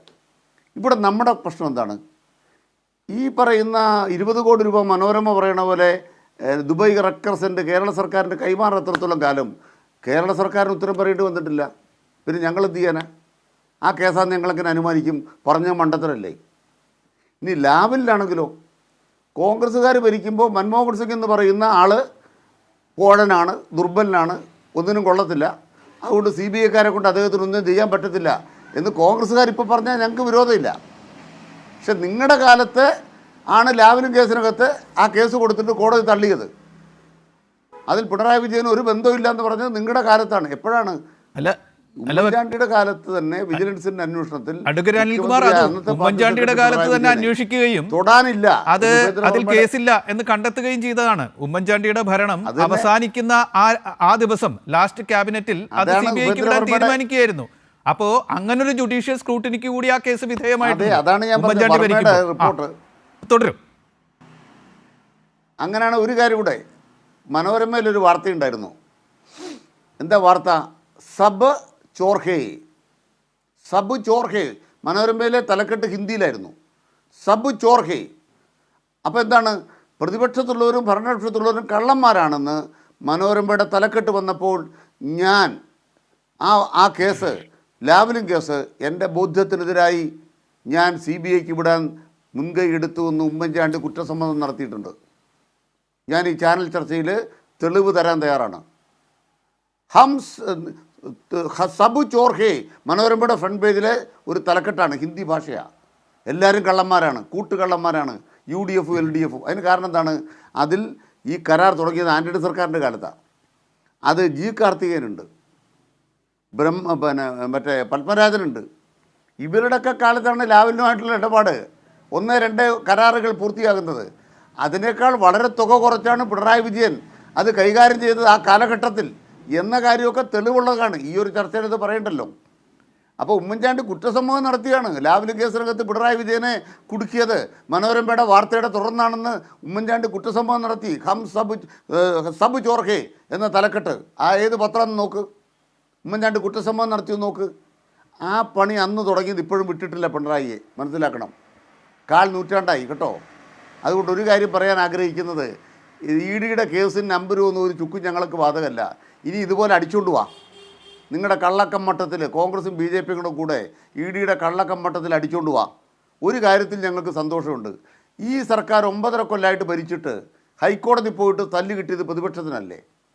VD സതീശൻ ഓടിയില്ലേ? 2 കേസിനകത്ത് VD സതീശനും ചെന്നിത്തല ഒരുമിച്ച് തോറ്റില്ലേ? AI ക്യാമറ, ഫോൺ അഴിമതി, 2 കള്ളക്കേസായിരുന്നില്ലേ? കേരള സർക്കാർ കുറ്റവാളികളാണോ? സ്വർണ്ണക്കടത്തിൻ്റെ പോലുള്ള കള്ളത്തരങ്ങൾ അവിടെ കിടക്കട്ടെ. അവസാനം എന്താ? മാസപ്പടി എന്ന് പറഞ്ഞ കെട്ടുകഥ പുതുപ്പള്ളി തെരഞ്ഞെടുപ്പ് പ്രമാണിച്ച് മനോരമ ഉണ്ടാക്കിയതാണ്. മാസപ്പടി എന്നൊരു വാക്ക്. അവസാനം എന്തായി? 10 ലക്ഷം രൂപ. ഇനി നിന്നാൽ 10 ലക്ഷം രൂപ. ആരാ? ഒരു MLAയോട് കോടതി പറയുകയാണ്, ഇനി ഇവിടെ നിന്നാൽ 10 ലക്ഷം രൂപ അടയ്ക്കണം പിഴ. ഒരു മുഖ്യമന്ത്രിയെ അപമാനിക്കാൻ ഇങ്ങനെ രാഷ്ട്രീയ കളിക്ക് വേണ്ടി ഇറങ്ങിത്തിരിക്കരുതെന്ന് അടി കിട്ടിയിട്ട് ആ അടി വാങ്ങിച്ച് കെട്ടിയോന്മാരെല്ലാം കൂടി അടുത്ത സാധനമായിട്ട് വന്നിരിക്കുകയാണ്. ഇതൊന്നും കേരളത്തിലെ പുല്ലുവില ജനങ്ങൾ കൽപ്പിക്കില്ല എന്ന നല്ല വിശ്വാസം ഞങ്ങൾക്കുണ്ട്. അതുകൊണ്ട് ഒരു കോടതിയിലും പോകുന്നില്ല, ഒരു കേസിനും പോകുന്നില്ല. EDയുടെ പണി ചെയ്യട്ടെ, മോദിയുടെ പണി ചെയ്യട്ടെ, അമിത്ഷായുടെ പണി ചെയ്യട്ടെ, കോൺഗ്രസ്സുകാർ നിങ്ങളുടെ പണി ചെയ്തോളൂ. മാധ്യമങ്ങൾ തുറന്നു കാട്ടപ്പെട്ടു. ഈ കൂട്ടുകച്ചവടത്തിൽ നിന്നതിൻ്റെ ഭാഗമായി മാധ്യമങ്ങൾ തുറന്നു കാട്ടപ്പെട്ടു എന്നുള്ളതാണ് യാഥാർത്ഥ്യം. ലാൽകുമാർ, താങ്കളോട് ഇന്ന് മുഖ്യമന്ത്രി ഇക്കാര്യം വിശദീകരിച്ചപ്പോൾ അത് ശ്രദ്ധയോടെ കണ്ടിരിക്കുകയായിരുന്നു ഞങ്ങൾ. സാധാരണ ഇതുപോലുള്ളൊരു വിവാദ കാര്യം ഇതുപോലുള്ളൊരു രാഷ്ട്രീയ നേതാവ്, ഭരണാധികാരിയാവട്ടെ, അദ്ദേഹം പരാമർശിക്കുമ്പോൾ തലസ്ഥാനത്ത് മാധ്യമപ്രവർത്തകരാണ്. ആ സമൂഹത്തിൽ നിന്ന് ഉയരുന്ന ചോദ്യങ്ങളും ആ ഘട്ടം അവസാനിച്ച് മറ്റൊരു ഘട്ടത്തിലേക്ക് അത് അവതരിപ്പിക്കുന്ന ആൾ കടക്കുമ്പോൾ ഉണ്ടാകുന്ന ഒരു ബഹളവും നമുക്ക് ഊഹിക്കാം. അത്തരത്തിലുള്ള ഒന്നും ഇന്ന് കണ്ടില്ല.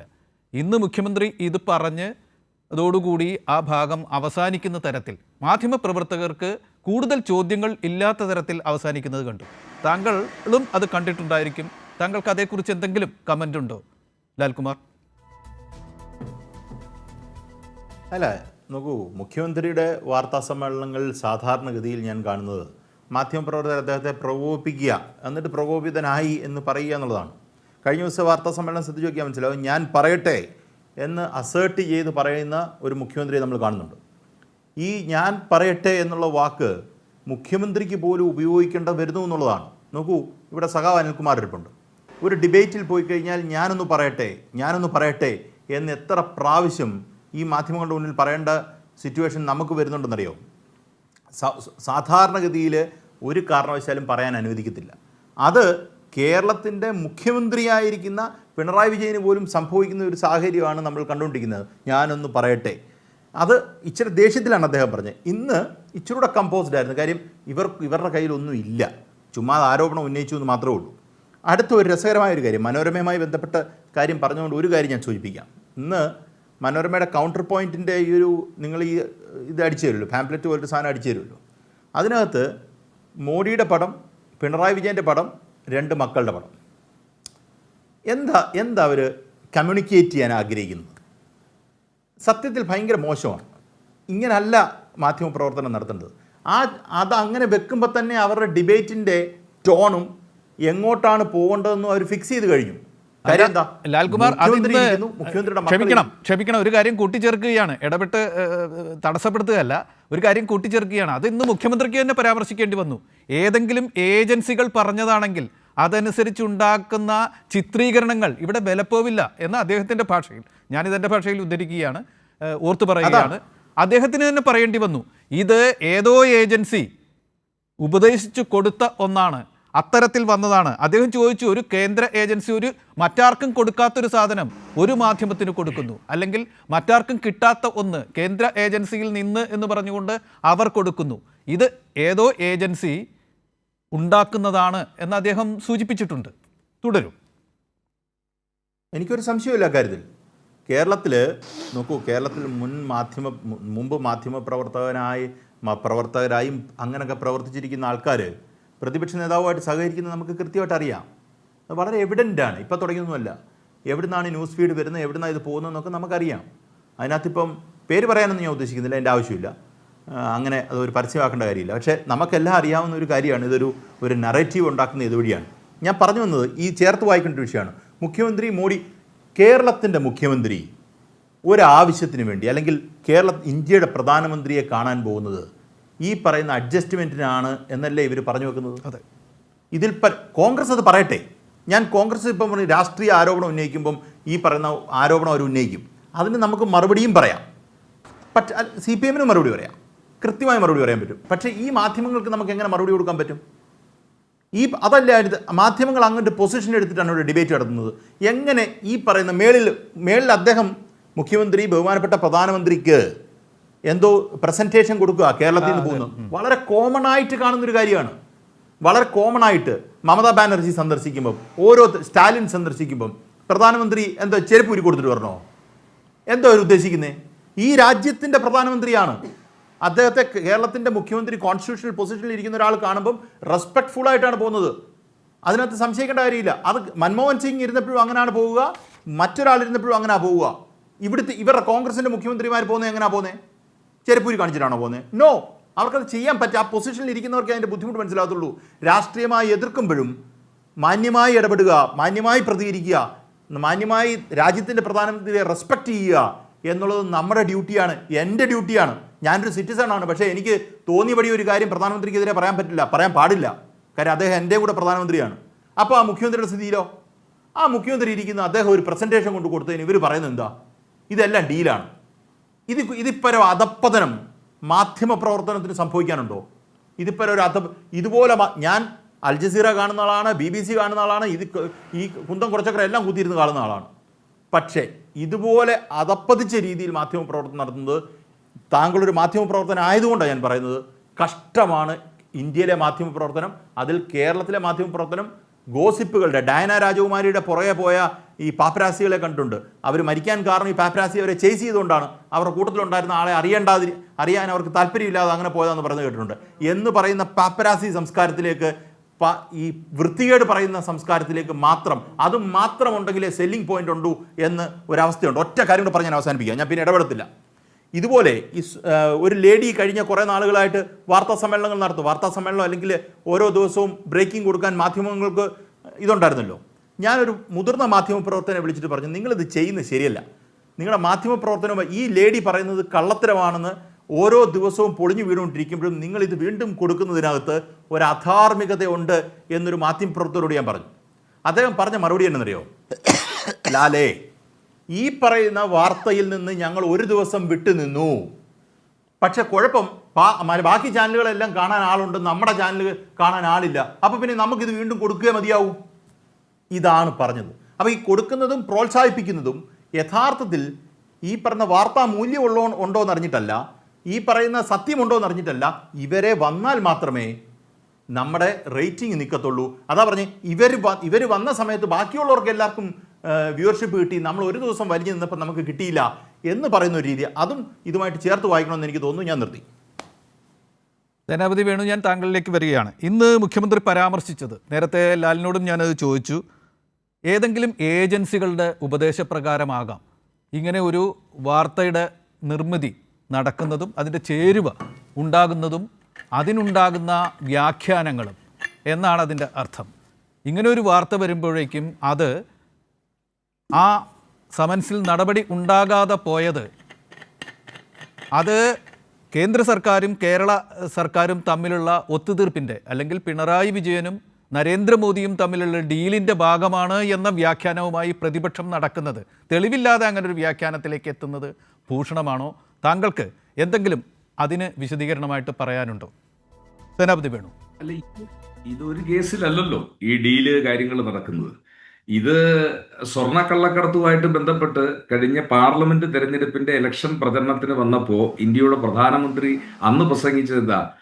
ഏത് ഓഫീസ് വഴിയാണ് രാജ്യത്ത് സ്വർണ്ണക്കള്ളക്കടത്ത് വന്നത് എന്ന് ഞങ്ങൾക്ക് കൃത്യമായിട്ട് അറിയാം എന്ന് രാജ്യത്തിന്റെ പ്രധാനമന്ത്രിയാണ് പറഞ്ഞത്. നടപടിയൊന്നും ഉണ്ടായില്ലല്ലോ. അത് വസ്തുത വെച്ച് പറഞ്ഞതാണെന്നും അതൊരു രാഷ്ട്രീയ പ്രഭാഷകന്റെ വേദി പ്രകടനമല്ല എന്നും താങ്കൾ വിശ്വസിക്കുന്നുണ്ടോ? രാജ്യത്തിന്റെ പ്രധാനമന്ത്രി പറയുന്നത് അത്ര ഇല്ലായ്മയുള്ള ഒരു കാര്യമാണെന്ന് വിശ്വസിക്കാൻ പറ്റത്തില്ല. അദ്ദേഹമല്ലേ ഉത്തരേന്ത്യൻ തെരഞ്ഞെടുപ്പുകളിലൊക്കെ നടന്ന് പാകിസ്ഥാനെതിരെ എനിക്ക് വോട്ട് ചെയ്തു എന്ന് പറയുന്നത്? അദ്ദേഹത്തിന്റെ തെരഞ്ഞെടുപ്പ് പ്രചാരണങ്ങളുടെ നിലവാരം എന്താണ് എന്ന് അറിഞ്ഞൂടെ? അദ്ദേഹം പ്രധാനമന്ത്രിയാണ്. പക്ഷേ അതിനെ അത്തരത്തിലാണോ ഒരു പ്രതിപക്ഷ കക്ഷി വിലയിരുത്തേണ്ടത്? തുടരും. അല്ല ഡോക്ടറെ, അങ്ങനെയാണ് എങ്കിൽ ഈ നമ്മൾ കേൾക്കുന്ന പല കാര്യങ്ങളും നമ്മളെ ആ രീതിയിലൊരു സംശയത്തിലേക്ക് കൊണ്ടുപോവുകയാണല്ലോ. രാജ്യത്തിന്റെ ഒരു പ്രധാനമന്ത്രി പറഞ്ഞതിൽ ഒട്ടും കാര്യമില്ല എങ്കിൽ മുഖ്യമന്ത്രിയുടെ അഡീഷണൽ പ്രൈവറ്റ് സെക്രട്ടറി വർഷങ്ങളോളം ജയിലിൽ കിടക്കേണ്ട കാര്യമില്ലല്ലോ. അതൊരു മനുഷ്യാവകാശ ലംഘനമല്ലേ? അദ്ദേഹത്തിന്റെ ഓഫീസുമായിട്ട് ബന്ധപ്പെട്ടാണല്ലോ ഈ ആള് ജയിലിൽ കിടക്കുന്നത്. ഇനി ഇവിടെ ഇൻകം ടാക്സ് ഇന്ററിയം സെറ്റിൽമെന്റിന്റെ ഒരു ഓർഡർ വളരെ വ്യക്തമായിട്ട് നിൽക്കുകയാണ്. ഒരു പ്രമുഖ രാഷ്ട്രീയ നേതാവിന്റെ മകളായതുകൊണ്ടാണ് ഈ തിരുട്ടു ഫാമിലിയിലെ വനിതയ്ക്ക് ഈ പൈസ കൊടുത്തത്. ഞാൻ അനിൽകുമാർ പറഞ്ഞ വാക്കായതുകൊണ്ടാട്ടോ ഞാൻ പറഞ്ഞത് പണം കൊടുത്തത് എന്നുള്ള ഉത്തരവുകൾ ഇവിടെ നിൽക്കുകയാണ്. അപ്പൊ ഇപ്പൊ 1, 2, 3 അവസാനം 4ാമത്തെ ആളും കൂടെ സമൻസിന്റെ പിടിയിലേക്ക് വന്നു കഴിയുമ്പോൾ ഞങ്ങൾ ഇനി ഒരു നടപടിയും ഇല്ല എന്ന് ശ്രീ അനിൽകുമാറിനെ പോലുള്ള ആളുകൾ പറയുമ്പോൾ, അപ്പൊ നിങ്ങൾ സമ്മതിക്കുകയാണ് ഈ കാര്യത്തിലൊക്കെ കുറ്റകൃത്യം നടന്നിരിക്കുന്നു, അത് ഞങ്ങളെ രക്ഷിക്കാനായിട്ട് മുകളിൽ ഞങ്ങളുടെ ആളുകളുണ്ട്, അതുകൊണ്ട് ഇവിടെ കോൺഗ്രസ്സുകാർ എന്ത് ബഹളം ഉണ്ടാക്കി കഴിഞ്ഞാലും ഞങ്ങൾക്ക് പ്രശ്നമില്ല, പ്രതിസന്ധി ഇല്ല എന്നുള്ളതാണ്. അപ്പൊ സത്യം ജനങ്ങൾക്കറിയാവുന്നേ, സത്യം ജനങ്ങൾ ഇതൊക്കെ കണ്ടുകൊണ്ടിരിക്കുകയാണ്. വെറുതെ ഒരാൾക്കൊന്നും നേരം വെളുക്കുമ്പോഴത്തേക്ക് ED സമൻസുമായിട്ടൊന്നും ചെല്ലത്തില്ല. ആ EDയുടെ സമൻസിനെ സമഗ്രമായ രീതിയിൽ അതിനെ എങ്ങനെയാണോ കൈകാര്യം ചെയ്തിരിക്കുന്നത് അതും ഈ നാട്ടിലെ ജനങ്ങൾക്കൊക്കെ അറിയാം. അത് വരും ദിവസങ്ങളിൽ ഈ കാര്യങ്ങളെല്ലാം അത് വെളിച്ചത്തേക്ക് കൊണ്ടുവരും. കാരണം ചെമ്പ് ശബരിമലയിൽ തെളിഞ്ഞല്ലോ. ആ ചെമ്പ് തെളിഞ്ഞ് പോയി പത്മകുമാറിലെത്തി, പത്മകുമാറിൽ നിന്ന് കടകംപള്ളിയിലേക്ക് പോകും, വീണ്ടും മുകളിലേക്ക് പോകും എന്നുള്ള കാര്യത്തിൽ തർക്കമില്ല. അപ്പോൾ ചെമ്പ് തെളിയുന്ന ഒരു കാലഘട്ടത്തിൽ, സത്യം തെളിഞ്ഞു വരുന്ന ഒരു കാലഘട്ടത്തിലാണ് നമ്മൾ നിൽക്കുന്നത്. പിന്നെ മാധ്യമ പ്രവർത്തകർക്ക് ലാൽകുമാർ കൊടുത്ത ഉപദേശം അത് വളരെ കൃത്യമാണ്. അത് കൈരളിയും ദേശാഭിമാനിയിൽ നിന്ന് നമുക്ക് ആരംഭിക്കാം. രാഷ്ട്രീയ എതിരാളികളെ തേജോവധം ചെയ്യാൻ എന്തും എഴുതുന്നു, ഒരു കേസ് പോലും ഇല്ലാത്ത കാര്യത്തിൽ രാഹുൽ മാങ്കൂട്ടത്തിനെ പോലുള്ള ആളുകൾക്ക് നേരെ ഈ അപവാദ പ്രചരണത്തിന്റെ കൊടുങ്കാറ്റ് അഴിച്ചുവിടുമ്പോൾ അത് എല്ലാവർക്കും ബാധകമാണ്. നമ്മൾ ഒരാൾക്ക് നേരെ വിരൽ ചൂണ്ടുമ്പോൾ 3 വിരൽ നമുക്ക് നേരെയും വരും എന്നുള്ളത് അതെല്ലാവർക്കും ബാധകമായ ഒരു കാര്യമാണ്. ഞാൻ ആദ്യം പറഞ്ഞ കാര്യത്തിൽ ഇപ്പോഴും ഉറച്ചു നിൽക്കുന്നു. ED-യുടെ സമൻസിന് പിണറായി വിജയൻ മറുപടി പറഞ്ഞില്ല എങ്കിൽ അത് ED മറുപടി പറയേണ്ടി വരും. അല്ലെങ്കിൽ കേരളത്തിലെ പൊതുസമൂഹം വിചാരിക്കുന്നത് ഇത് കേന്ദ്രവുമായിട്ട് നടക്കുന്ന ഒരു ഡീലിന്റെ ഭാഗമാണ്, ആ ഡീലിൽ കാര്യങ്ങൾ ഭംഗിയായിട്ട് പോകുന്നു എന്നുള്ളതാണ്. ഏതായാലും സംശയത്തിന്റെ പുകമറ നീങ്ങിക്കൊണ്ടിരിക്കുകയാണ്. ചെമ്പ് വളരെ പെട്ടെന്ന് തന്നെ തെളിയും എന്നുള്ള കാര്യത്തിൽ തർക്കമില്ല. അതുകൊണ്ട് നിങ്ങൾ മനോരമയ്ക്കെതിരെ കേസ് കൊടുക്കൂ, കേസ് കൊടുക്കാതിരിക്കൂ, അതൊക്കെ നിങ്ങളുടെ യുക്തമായിട്ടുള്ള ഒരു കാര്യം. പക്ഷേ ഇവിടെ മുഖ്യമന്ത്രിയുടെ മകന് സമൻസ് ലഭിച്ചിരിക്കുന്നു എന്ന സമൻസ് ED-യുടെ വെബ്സൈറ്റിൽ നിൽക്കുന്നു. നിങ്ങൾക്ക് ED-യെ കുറിച്ചുള്ള കംപ്ലൈന്റും നിൽക്കാം. ആ സമൻസ് മറുപടി പറയാൻ CPM അനിൽകുമാർ, ഞാൻ താങ്കളിലേക്ക് വരികയാണ് അവസാനമായിട്ട്. മുഖ്യമന്ത്രി ഇന്ന് നടത്തിയ വാർത്താ സമ്മേളനത്തിൽ ആ പരാമർശങ്ങളാണ് നമുക്ക് മുന്നിലുള്ളത്. അദ്ദേഹം പലപ്പോഴും ഇതുപോലുള്ള പരാമർശങ്ങളുമായി കേരളത്തിന് മുമ്പിൽ നിന്നിട്ടുണ്ട്. അദ്ദേഹമാണ് അടിയന്തരാവസ്ഥ കാലത്ത് ഇപ്പോൾ നടക്കുന്ന ഷോകളുമായിട്ടും ഒന്നും താരതമ്യം ഇല്ലാത്ത വിധം ചോര പുരണ്ട ഷർട്ടുമായിട്ട് നിയമസഭയിലേക്ക് വന്നത്. അദ്ദേഹമാണ് പാർട്ടിയിലെ ഒരു വിഭാഗം നേതാക്കന്മാരും തുടർച്ചയായി ആക്രമിക്കപ്പെട്ടുകൊണ്ടിരിക്കുമ്പോൾ ഏകാഗിയായി നടന്ന് കേരളത്തിൽ അത് പ്രതിരോധിച്ചു കൊണ്ടിരുന്നത്. അദ്ദേഹം ഒരിക്കൽ കൂടി വന്നിരിക്കുന്നു. അദ്ദേഹം ചോദിക്കുന്നു, ഞാൻ എന്തൊക്കെ കണ്ടതാണ് എന്ന് ചോദിക്കുന്നു. ഇതൊക്കെ കാണുമ്പോഴും ഞാൻ ഉള്ളിൽ ചിരിച്ചുകൊണ്ട് അതൊക്കെ നേരിടുന്നതായിരുന്നു. അതിനെനിക്കൊരു മനസ്സുറപ്പുണ്ട് എന്ന് പറയുന്നു. ഇപ്പോൾ താങ്കളുടെ രാഷ്ട്രീയ എതിരാളിയായ ചർച്ചക്കാരനായ വക്കീൽ വേണു പറഞ്ഞതുപോലെയാണോ ഇത് അവസാനിക്കുക? ആയിക്കോട്ടെ, അതുമ്മ കയറി പിടിക്കേണ്ട സമയമില്ല. അങ്ങനെയാണോ അവസാനിക്കാൻ പോവുക? എങ്ങനെയാണ് ഇതിന്റെ ചെമ്പ് തെളിയുക? എങ്ങനെയാണ് ഇതിന്റെ സത്യം വാഴുക? പറഞ്ഞ് അവസാനിപ്പിക്കും. ഇരുന്നു ഒരു സ്വന്തം ഡിഗ്രി സർട്ടിഫിക്കറ്റ് നാട്ടുകാരെ കാണിക്കാൻ കൊള്ളുകയില്ലാത്തൊരു പ്രധാനമന്ത്രി, അങ്ങേരുടെ കൂടെ എൻ്റെയർ പൊളിറ്റിക്കൽ സയൻസ് എന്ന് പറഞ്ഞൊരു വിഷയത്തിൽ ആരെങ്കിലും പഠിച്ചിട്ടുണ്ടോ? ആ പ്രധാനമന്ത്രി വന്ന് ഓരോന്ന് പറയുന്നത് കേട്ടിട്ട് ഇതെല്ലാം ശരിയാണ്, സ്ത്രീകളുടെ മാലയെല്ലാം പൊട്ടിച്ചുകൊണ്ട് പോകും, കോൺഗ്രസ് അധികാരത്തിൽ വന്നാൽ മുസ്ലിം സമൂഹത്തിന് കൊണ്ട് കൊടുക്കും എന്നെല്ലാം പറഞ്ഞ് വെളിവില്ലാതെ പറഞ്ഞുകൊണ്ട് നടക്കുന്നൊരു പ്രധാനമന്ത്രി അങ്ങേര് പിണറായി വിജയനെതിരായിട്ട് എന്തെങ്കിലും പറഞ്ഞാൽ അത് ശരിയായിരിക്കും കേട്ടോ. പക്ഷെ ഒരു കാര്യം മനസ്സിലാക്കിയോ, ഈന്തപ്പഴത്തിൻ്റെ മറവിൽ സ്വർണം കടത്തിയില്ലെന്നാണോ ഇപ്പോൾ കണ്ടെത്തിയത്? ഖുറാൻ്റെ മറവിൽ സ്വർണം കടത്തിയില്ലെന്നാണോ കണ്ടെത്തിയത്? ഫൈസൽ ഫരീദ് എന്ന് പറയുന്ന ഒരു താലിബാൻ ഭീകരൻ, ഫൈസൽ ഫരീദ്, താലിബാൻകാരിപ്പോൾ ഡൽഹി വന്നിട്ടുണ്ട്. ഫൈസൽ ഫരീദ് എന്ന് പറഞ്ഞ താലിബാൻ ഭീകരൻ ദുബായ് സർക്കാരിൻ്റെ കോൺസുലേറ്റിലേക്ക് ദുബായ് സർക്കാരിൻ്റെ വക എമിറേറ്റ്സ് വിമാനത്തിലൂടെ 30 തവണ കള്ളസ്വർണ്ണം അയച്ചു കൊടുത്തു. അതിന് BJP കൂട്ടുന്നു എന്നാണ് ഇപ്പോൾ തെളിഞ്ഞിട്ടുള്ളത്. ദുബായ് വിമാനത്താവളത്തിൽ നിന്ന് തിരുവനന്തപുരം വിമാനത്താവളത്തിലേക്ക് കള്ളസ്വർണ്ണം അയച്ച് ദുബായ് സർക്കാരിൻ്റെ കോൺസുലേറ്റിലേക്ക് ആ സാധനം പോയാൽ അതിൻ്റെ ഫയലൊന്നും കേരള സർക്കാരിൻ്റെ ആഫീസിൽ എഴുതി വെക്കത്തില്ല എന്ന് വിവരമുള്ള എല്ലാവർക്കും അറിയാം. പക്ഷേ തലസ്ഥാനം കത്തി, മാതൃഭൂമിയിൽ ഫയല് കത്തിയെന്ന്. ഏത് ഫയല്? കള്ളക്കടത്ത് അവിടെ നടത്തിപ്പോണ ഫയല് കത്തുകയാണോ? എവിടെ ഫയൽ എഴുതി വെക്കും? ഞാൻ 50 കിലോ സ്വർണം കടത്തുന്ന ആരെങ്കിലും സെക്രട്ടേറിയറ്റ് എഴുതി വെക്കുമോ? ഇതൊക്കെ കേരളത്തിൽ നടമാടിയ കേരളത്തിൽ ഇപ്പോഴും സ്വർണ്ണക്കടത്തെന്ന് പറഞ്ഞുകൊണ്ടുണ്ടാക്കാം ഒരു കൂട്ടർ. പിന്നെ ശിവശങ്കരൻ ജയിലിൽ പോയി എന്തിനാണ്? അതാണ് മനസ്സിലാക്കേണ്ടത്. ശിവശങ്കരൻ വൈകുന്നേരം അദ്ദേഹത്തിൻ്റെ ജോലി കഴിഞ്ഞ് സ്വന്തം വീട്ടിലേക്ക് പോകുന്നതിന് പകരം അദ്ദേഹത്തിന് വ്യക്തിപരമായൊരു സൗഹൃദം ഉണ്ടായിരുന്നു. ആ സൗഹൃദത്തിന് അദ്ദേഹം കൊടുക്കേണ്ടി വന്ന വില അതിനപ്പുറം അക്കാര്യത്തിലൊന്നുമില്ല. അതിൻ്റെ പേരിൽ മുഖ്യമന്ത്രിയുടെ നേരെ കൊണ്ടുവരാനാണ് വന്നത്. നേരിട്ടു, ഞങ്ങൾ തൻ്റെ ഇടത്തോടെ നേരിട്ടു. സ്വർണ്ണക്കള്ളക്കടത്തടക്കമുള്ള എല്ലാ ദുരാരോപണങ്ങളെയും നേരിട്ടു. KT ജലീൽ എത്ര തവണ ED-യുടെ അടുത്ത് പോയി? എന്നിട്ട് സാക്ഷിയായോ? സാക്ഷി പോലും ആയില്ല. നിങ്ങൾ എത്ര മന്ത്രിയുടെ പേര് പറഞ്ഞു? ആരെങ്കിലും സാക്ഷിയായോ? എത്ര മന്ത്രിയെക്കുറിച്ച് ആരോപണം പറഞ്ഞു? 1-ാം മന്ത്രി, 2-ാം മന്ത്രി, 3-ാം മന്ത്രി. എന്നിട്ട് എന്തായി? ഇനി ആ കെട്ടുകഥയായിട്ട് പറഞ്ഞ് നടക്കണോ? പിന്നെ രാഹുൽ മാങ്കൂട്ടം പാവം, പിന്നെ നിങ്ങളെന്തിനാ സസ്പെൻഡ് ചെയ്ത്? നിങ്ങളെന്തിനാ അയാളെ നിയമസഭയിൽ വരണ്ടെന്ന് പറഞ്ഞത്? PD സസ്യം കുറിപ്പ് കൊടുത്ത് ഓടിച്ചത് ഇറക്കി വിട്ടത് എന്തിനാ? ഇപ്പം നിയമസഭ വരാഞ്ഞെന്താ? ഒന്നും ചെയ്തിട്ടില്ലേ? അയ്യോ ഒരു പാവം. സേനാപതി വേണുവിൻ്റെ ശബ്ദം എനിക്കറിയാം കേട്ടോ. മറ്റേ അതിൻ്റെ അകത്തെ ശബ്ദം ആ മനുഷ്യൻ്റെ അല്ല എന്ന് പറഞ്ഞത്. നിന്നെ കൊല്ലാൻ 1 മിനിറ്റ് മതി എന്ന് പറയുന്നൊരു ശബ്ദമുണ്ടല്ലോ, യെസ്, അല്ലെങ്കിൽ മറ്റേ ഒരു കാര്യത്തിന് നിർബന്ധിക്കുന്നൊരു ശബ്ദമുണ്ടല്ലോ. പിന്നെ രാഹുൽ മാങ്കൂട്ടത്തിൽ ന്യായീകരിക്കാൻ ഇതിനിടയ്ക്ക് ഒരു സമയം. അതിന് ഷാഫി ഉണ്ടല്ലോ, എന്തിനാണ് സേനാപതി കഷ്ടപ്പെടുന്നത്? ഷാഫിയുടെ മൂക്കും കൊണ്ടല്ലേ ഇപ്പം ന്യായീകരിച്ചുകൊണ്ടിരിക്കുന്നത്. ഇതൊന്നും ഈ നാട്ടിൽ നടക്കാൻ പോണില്ല. നല്ല ആത്മവിശ്വാസത്തിലാണ് ഞങ്ങൾ. നിങ്ങൾക്കൊന്നും പറയാനില്ല കോൺഗ്രസിന് ഈ കേരളത്തിലെ ഇടതുപക്ഷ ജനാധിപത്യ മുന്നണിയെക്കുറിച്ചോ ഞങ്ങളുടെ നേതാക്കളെക്കുറിച്ചോ സർക്കാരിനെക്കുറിച്ചോ ഒരു ചുക്കും പറയാനില്ല. ഇടയ്ക്ക് ഏതോ ഒരുത്തൻ ഒരു പരാതി പൊളിറ്റ് ബ്യൂറോയ്ക്ക് അയച്ചെന്ന് പറഞ്ഞ് 2 ദിവസം ഗോവിന്ദൻ മാഷക്കെതിരെ വാർത്തയായിരുന്നു. മാഷയുടെ മകനെതിരെ വാർത്ത. എവിടെ പോയത്? യെസ്, എവിടെ പോയത്? നമുക്ക് അവസാനിപ്പിക്കാം, നമ്മളൊന്ന് സമയം ആലോചിച്ച് അതിക്രമിച്ചു. അതുകൊണ്ടാണ് പറയാൻ ആഗ്രഹിക്കുന്നത്, Yes. ഇതൊന്നും ഈ നാട്ടിൽ ഒരു ചുക്കും ആളുകൾ മനസ്സിലാക്കണില്ല. Yes. ഇതിന്റെ ഭാഗമായി അനിൽകുമാർ നന്ദി, തെറ്റിദ്ധാരണ അഡ്വക്കേറ്റ് സേനാപതി വേണു നന്ദി, കോൺഗ്രസ്സുകാർ ഇതുകൊണ്ട് അഡ്വക്കേറ്റ് ലാൽകുമാർ നന്ദി. സമയം അതിക്രമിച്ചതുകൊണ്ട് അവസാനിപ്പിക്കുകയാണ്. നമസ്കാരം.